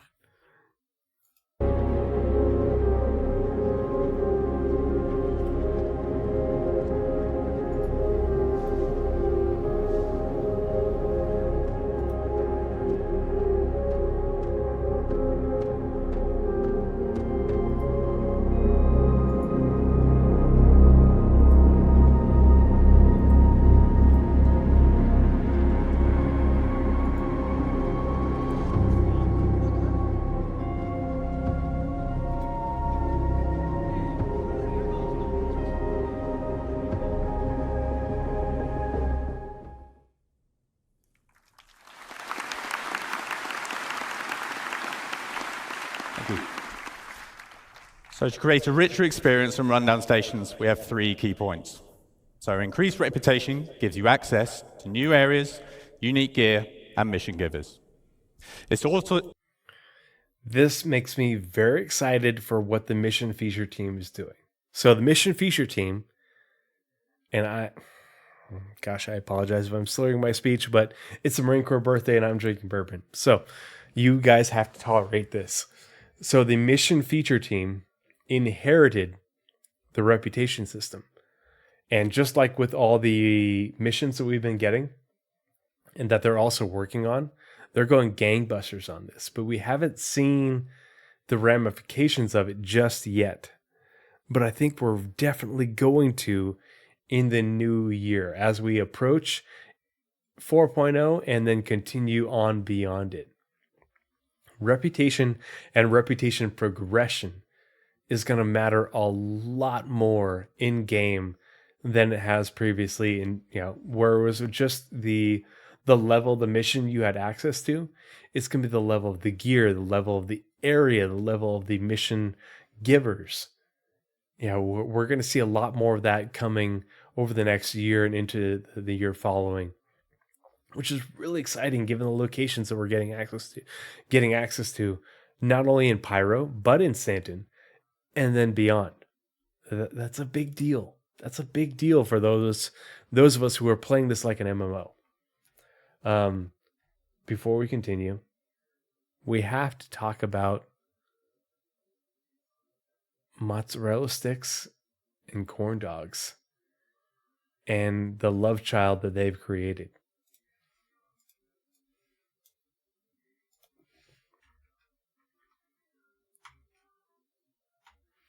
If you have a Costco near you, I implore you, go and buy a bag of these. You won't regret it. I'm not sponsored by Costco or Han Chef or anybody. If you work for Han Chef, please sponsor me. But these are good. These are really good. Anyway. It also relates to basic functions such as the HAB clinics, which need at least a neutral standing with their owners.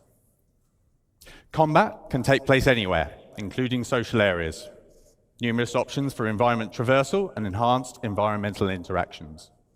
We aim to include new substation areas such as the workers area, lower deck, and maintenance areas. These areas will offer unique content, more environment interactivity, and interconnection between areas. Our journey begins when the player arrives in the entry deck view room. The entry deck serves as the first barrier between the outside world and the interior of the station. Some inhabitants are prevented from going inside and are stuck here with no means of getting out. Slums are formed beneath the bridge, smuggling routes established. Some shopkeepers will sell you water and food on your way into and out of the station. Let's have a look. It's amazing what they were. So if you're not aware, they were able to. Okay. So for context, and please go watch Space Tomato's content. If you don't subscribe to Space Tomato and his secondary channel, Space Tomato 2, you're missing out. But he and his wife have done an amazing job covering the development of space stations and literally everything else Star Citizen. But they've taken the space stations that we have in Stanton, created overlays for them, and made something entirely new, but within the same universe. And it's phenomenal. The vibe is incredible. Whether you're at Patch City, which is just, straight up Mogadishu, or you're at, what's the one that you spawn at? Brain farting. Anyway, the normal space station you spawn at, it's an amazing vibe, and there's so much more to explore compared to the space stations we have now. I hate to say it, but it is a quantum leap in terms of Aether Drift. God damn it. But it's a quantum leap in what we have. In the opposite direction of what we have in Stanton, which is a good thing. It's a multiplicative change in the amount of content that we have available. I can't wait for the next round of the Pyro preview because I've had so much fun exploring these on my own, let alone getting together with friends in these stations, and the apprehension. Graterad, hey, no worries, man. Get some rest. We'll see you soon. Hang out in the Discord. Love talking with you. Cheers, bro. But the apprehension for me of spawning in one of these stations and not knowing what's going to happen, not knowing what's going to go on in you go around the corner and all of a sudden there's a firefight versus these Stanton stations, night and day different. So good, so good.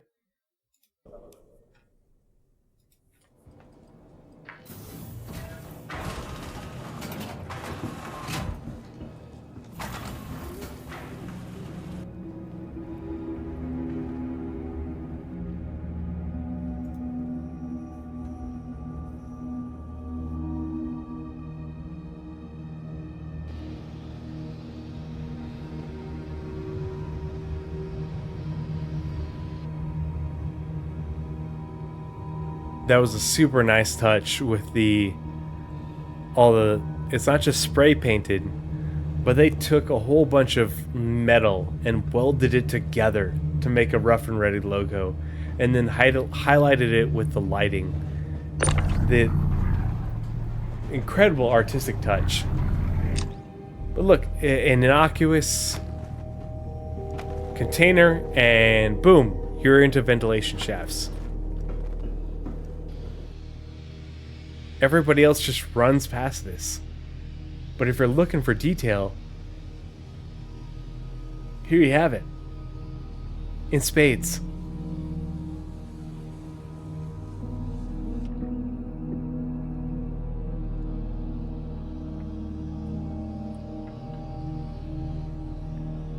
Look at that. Look how much room you have to go up and expand this environment. Both with what we have now, but coming in the future. That's just nuts. Go away, fan. Get out of my way.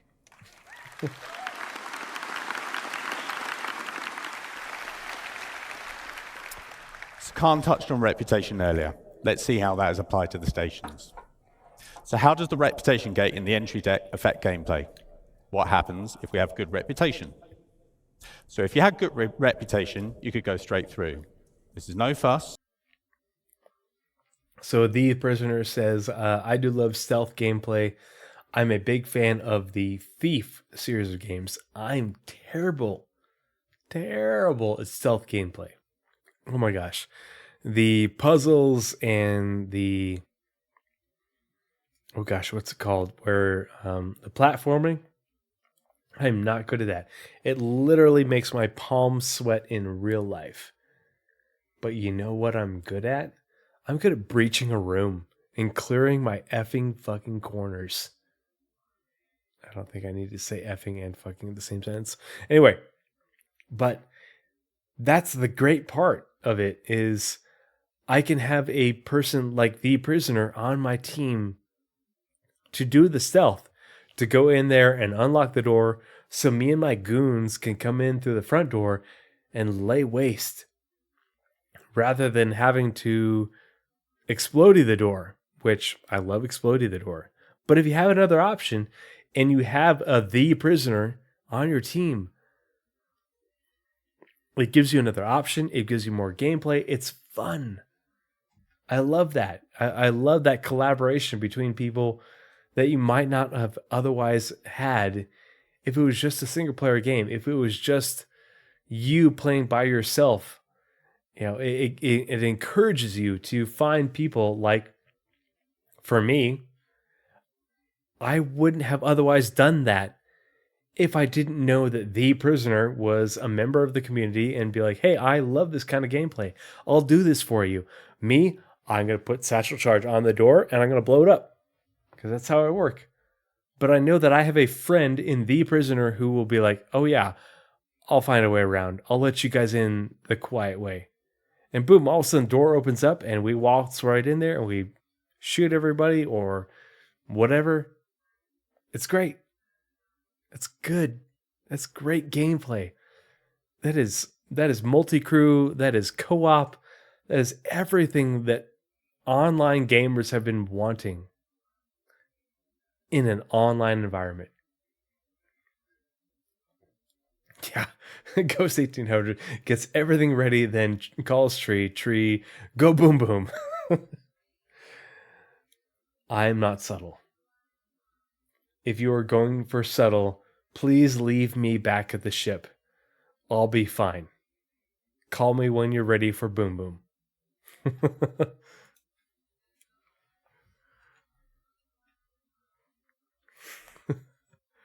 Where'd my sound go? Adam's going to be showing you later. Whoops. Let's focus on they act as alternative pathways. The player combat can.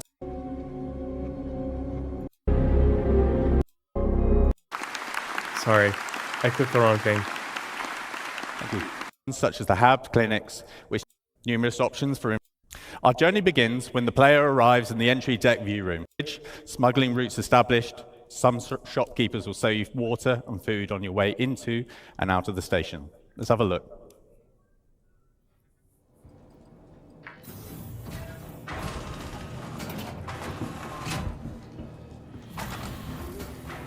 I love these environments. Gosh, I can't get enough. I know it's just overlays on top of what we have already, but it looks so different. And it feels so different. That's so cool. I want one. How do I get someone to make Tree 0311 in chains and scrap metal to hang above my base? God, I would pay real life money for that. Like what I have above me right now? Nope, too plain. I need it to be rusted out metal and chains.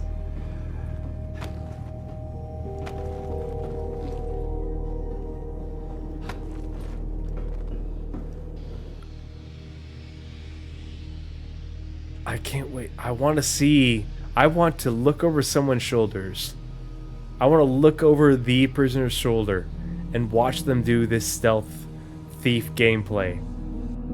it isn't for me, but I want to watch them doing it.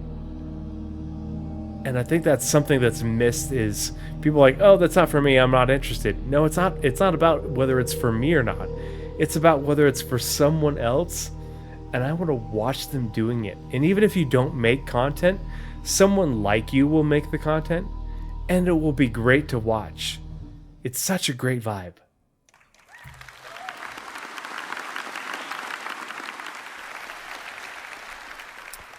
Khan touched on reputation earlier. Let's see how that is applied to the stations. So how does the reputation gate in the entry deck affect gameplay? What happens if we have good reputation? So if you had good reputation, you could go straight through. This is no fuss, and it's the quickest way to maneuver through the station. However, you've got to put the time and the effort in to get to this point. What happens if you neutral reputation? So you might be waved through, maybe you have to pay a bribe, and you don't want to pay, so you're going to have to find an alternate pathing. Or you're going to have to build up your reputation. If you have bad reputation, and for all you naughty ones out there, I know some of you exist, this applies to you. This is why I married up. In short, you're going to have a tough time, but you have options. So stealth via other pathways might be one of those options. You build your reputation up from scratch, or you could probably fight. Let's focus on those alternate pathways. I love how it isn't hard locked. Hey, you don't have the reputation for the middle of the road option. You can still use stealth or hacking and a number of different options to get you access to these things. There are ways to circumnavigate it, but those ways involve gameplay. This is good game design. Good game design. It is so good. Is it in its fairly early stages? Yes. But at the same time, once you've done it, it becomes easier to replicate. And this is impressive. This is what I really want to see more of. The modules in the station are broken up into several traversal areas. As with the other location archetypes, we define these spaces as secondary or tertiary routes, as opposed to the more official primary paths. Most modules are interconnected with vents and maintenance shafts. These reward the players with infiltration and exploration paths, as well as potential loot. So what alternative routes exist to access the station? We'll offer the opportunity to access the station through multiple EVA points on the exterior. It gives you the choice on how to tackle missions and reputation issues. These alternative entries allow the player to circumvent the ATC loop completely, useful for when your reputation with the owners would normally prevent you from going through more official ways. These serve as spaces that provide content aligned or against the owners of the station. The maintenance hatch access points are a new common sub-location to the stations. The stations are planned to house maintenance areas that increase the interconnection between all the different sub-areas of the station. They act as alternative pathways the player can take to traverse from the entrance area to the Galleria, for example. Now let's have a look at our main social space. The market. A central location for the controlling faction, it houses all their nefarious activities. You can participate in their endeavors if you have the right rep. Let's have a look at some of those key features. The market in HDR is just incredible. God, it looks so good. I wish there was a better way to communicate that via stream. Because it is like when I'm streaming this, and I have it in HDR in my main monitor up front, which is in 1440p and wide, versus the 1080p and non-HDR on my right side for the stream, night and day different. Night and day. It is incredible the level of detail they put into this. Eat. Yeah, eat the bug. You'll be fine. Do it. Take a bite. Take a bite. Ugh. So gross. I've been to Thailand. So I the know what market they're is a talking social about. hub and a good example of mixing social and gameplay space, as mentioned by Khan earlier. Another reputation gate can be found in the market. The ground floor is open to the common public. Ghost 1800, you're worried about how sanitary the conditions are.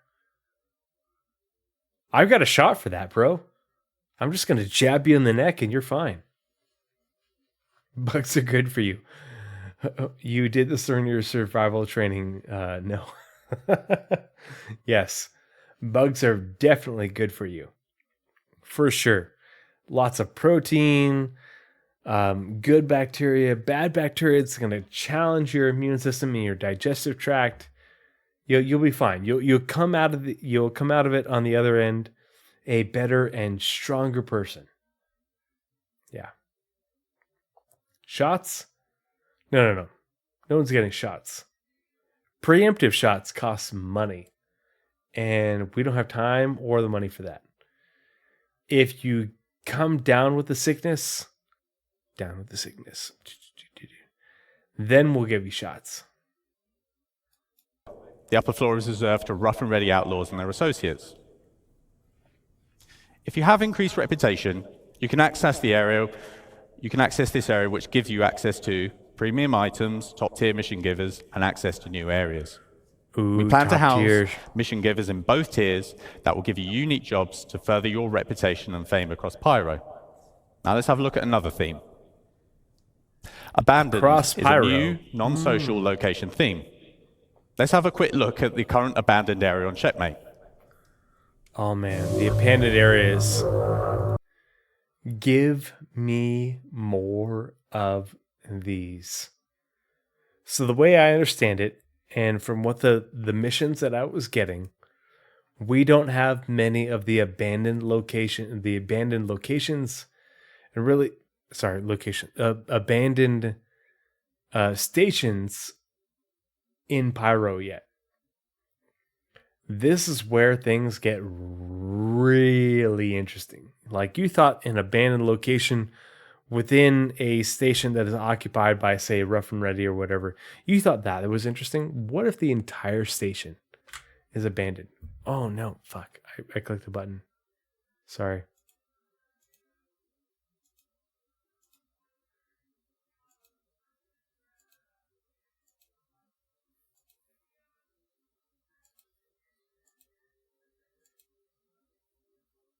Hold on. Sorry. I think we're in the right spot. But that's the thing. If an entire station is abandoned and it's nothing but you exploring in EVA and there's no atmosphere and limited power and there's just stuff for you to find, like, how cool is that, given how big these locations are? Here we go. Right spot.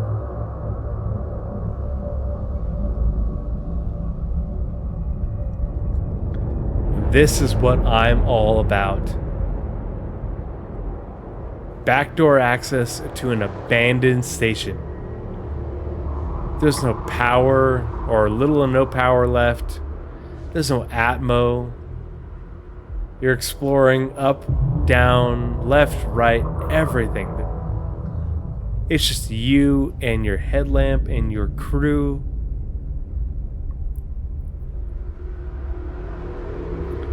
What upcoming features, CIG? Maybe have to power a panel and then hack it? Or cut a door?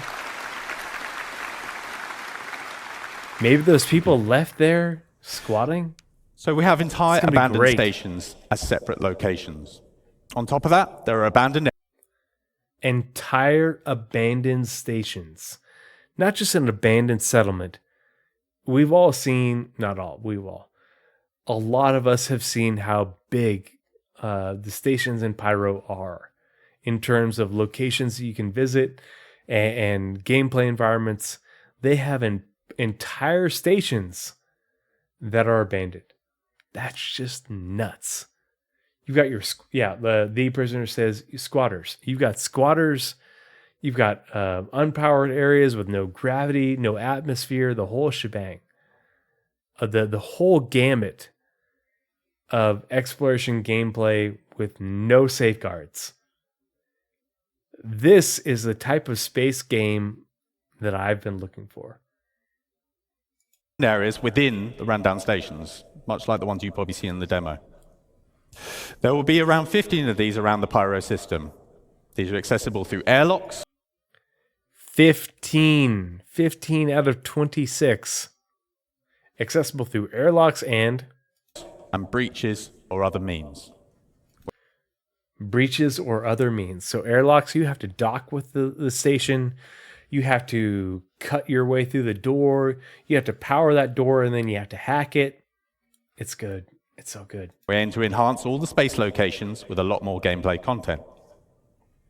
Loot runs, exploration, creatures, missions of various types with PvE and PvP content, just to name a few.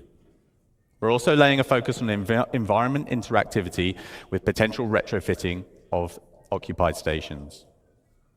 With the future addition of security systems and the resource network system, we will have the means to further improve the experience within these spaces and offer new challenges. With power, life support, and gravity playing a key role to give the player a unique experience, especially in abandoned stations. So, what do Pyro rest stop stations bring to the game? So lots more variety in space stations, with more gameplay opportunities within a station location.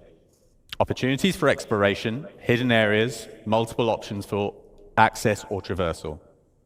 These are faction-owned, and reputation will affect the location and gameplay. These feature lots of new mission opportunities within social space and multiplayer opportunities for combat on location. So I hope you have enjoyed this sample of what stations will offer and had a chance to have a go on the demo the past couple of days. That concludes the Living on Edge presentation. Thank you for your time. Surrounded by everything and everyone you hold dear, and they ask, what did you do in the Battle of Vega? You can look them in the eye and say, I held the line. Men and women of the Second Fleet,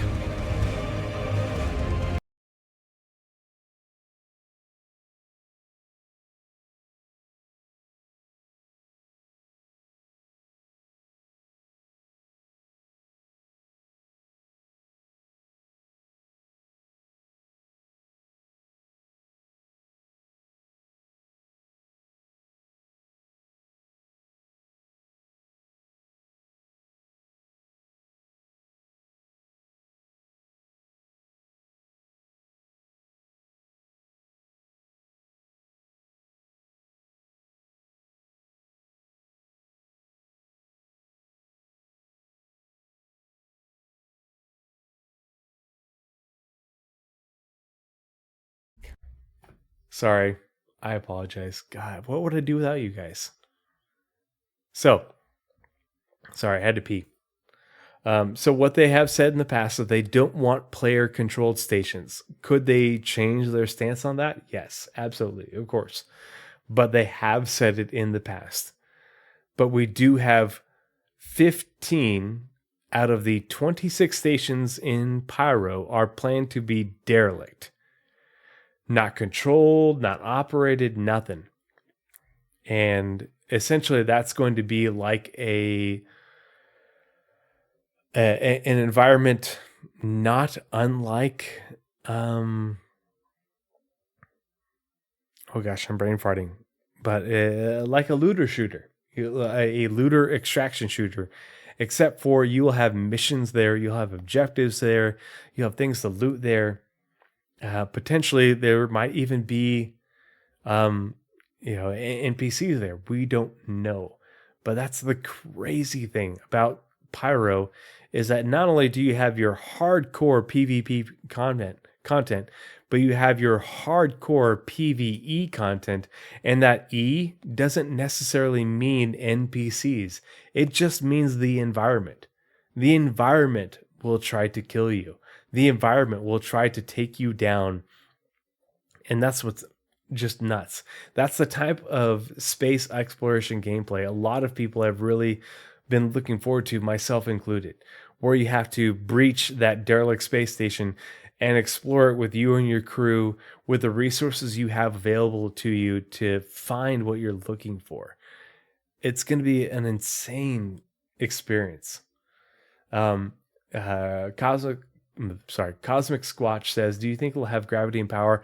I don't think they'll have gravity and power unless you enable it.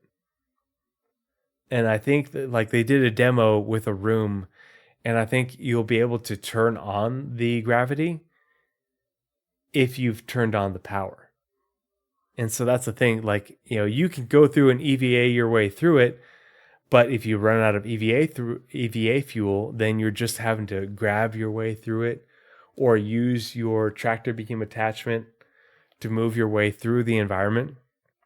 But if you want to save that, you find the power plant, you turn on the restore power, you restore gravity, and you walk your way through.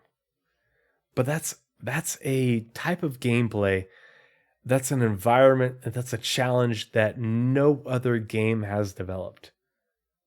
And that could be pretty much a run of the mill for Star Citizen in 2024. That's what's just nuts about what they're building. So it's something to be very excited about, something to keep a close eye on, because obviously they are telling us that this is their goal. They're telling us that this is what they want to achieve. And they've come a long way towards that goal, but they haven't reached it yet. And it's on us to monitor that progress and to see where they're going with it, both in terms of the tech standpoint from server meshing to make it possible to allow for more of these environments to be within a shard, but also the gameplay development from the different, the locations team and the gameplay teams and so on and so forth. So they absolutely crushed it with CitizenCon, because this is the last CitizenCon panel that I'm covering. But there's a lot that we have to be excited for, but there's a lot that we really should be skeptical about until they show us more. And a lot of these things, I think they just gave us a crumb about, because they're going to be showing us more about it in the future with things like ISC. And that's on us to be able to pay attention to it and say, hey, this is what you were talking about, a quarter, 6 months, 9 months prior. Where is this? And be like, hey, Jared, show me. Don't just tell, show. But yeah, I think this is a good place to end this segment on. I've been streaming for almost 5 hours. I've had there was a lot more bourbon left in this bottle before I got started, and I'm starting to slur my speech. I want to say a big thank you to Sergeant Tickles for the raid. And I just want to say I really appreciate the support of everybody who's come in and hung out and been a part of the conversation after being a part of the raid. I hope you will join me for more content in the future. Come hang out on Sunday. We're going to have a good time. We're going to be just chat, bullshit, benefitsacup.org. Big Semper Fi to Chesty, no matter where he is, Chesty Puller, Godfather of the Marine Corps. Happy Veterans Day. Enjoy yourselves. Have a great weekend. Go hug a veteran, shake their hand, maybe shake their hand and ask permission to hug them afterwards. But I love all you guys. I love your faces. Come hang out, be a part of my Discord. I'll see you in the future. I got to call it a night, and cheers. Oh, what Pathfinder should you go watch right now? I would say number one would be the Road to 100 Star Systems. And after that, the one that I posted about the vehicle pipeline in the backlog. That would be my suggestion in the near term.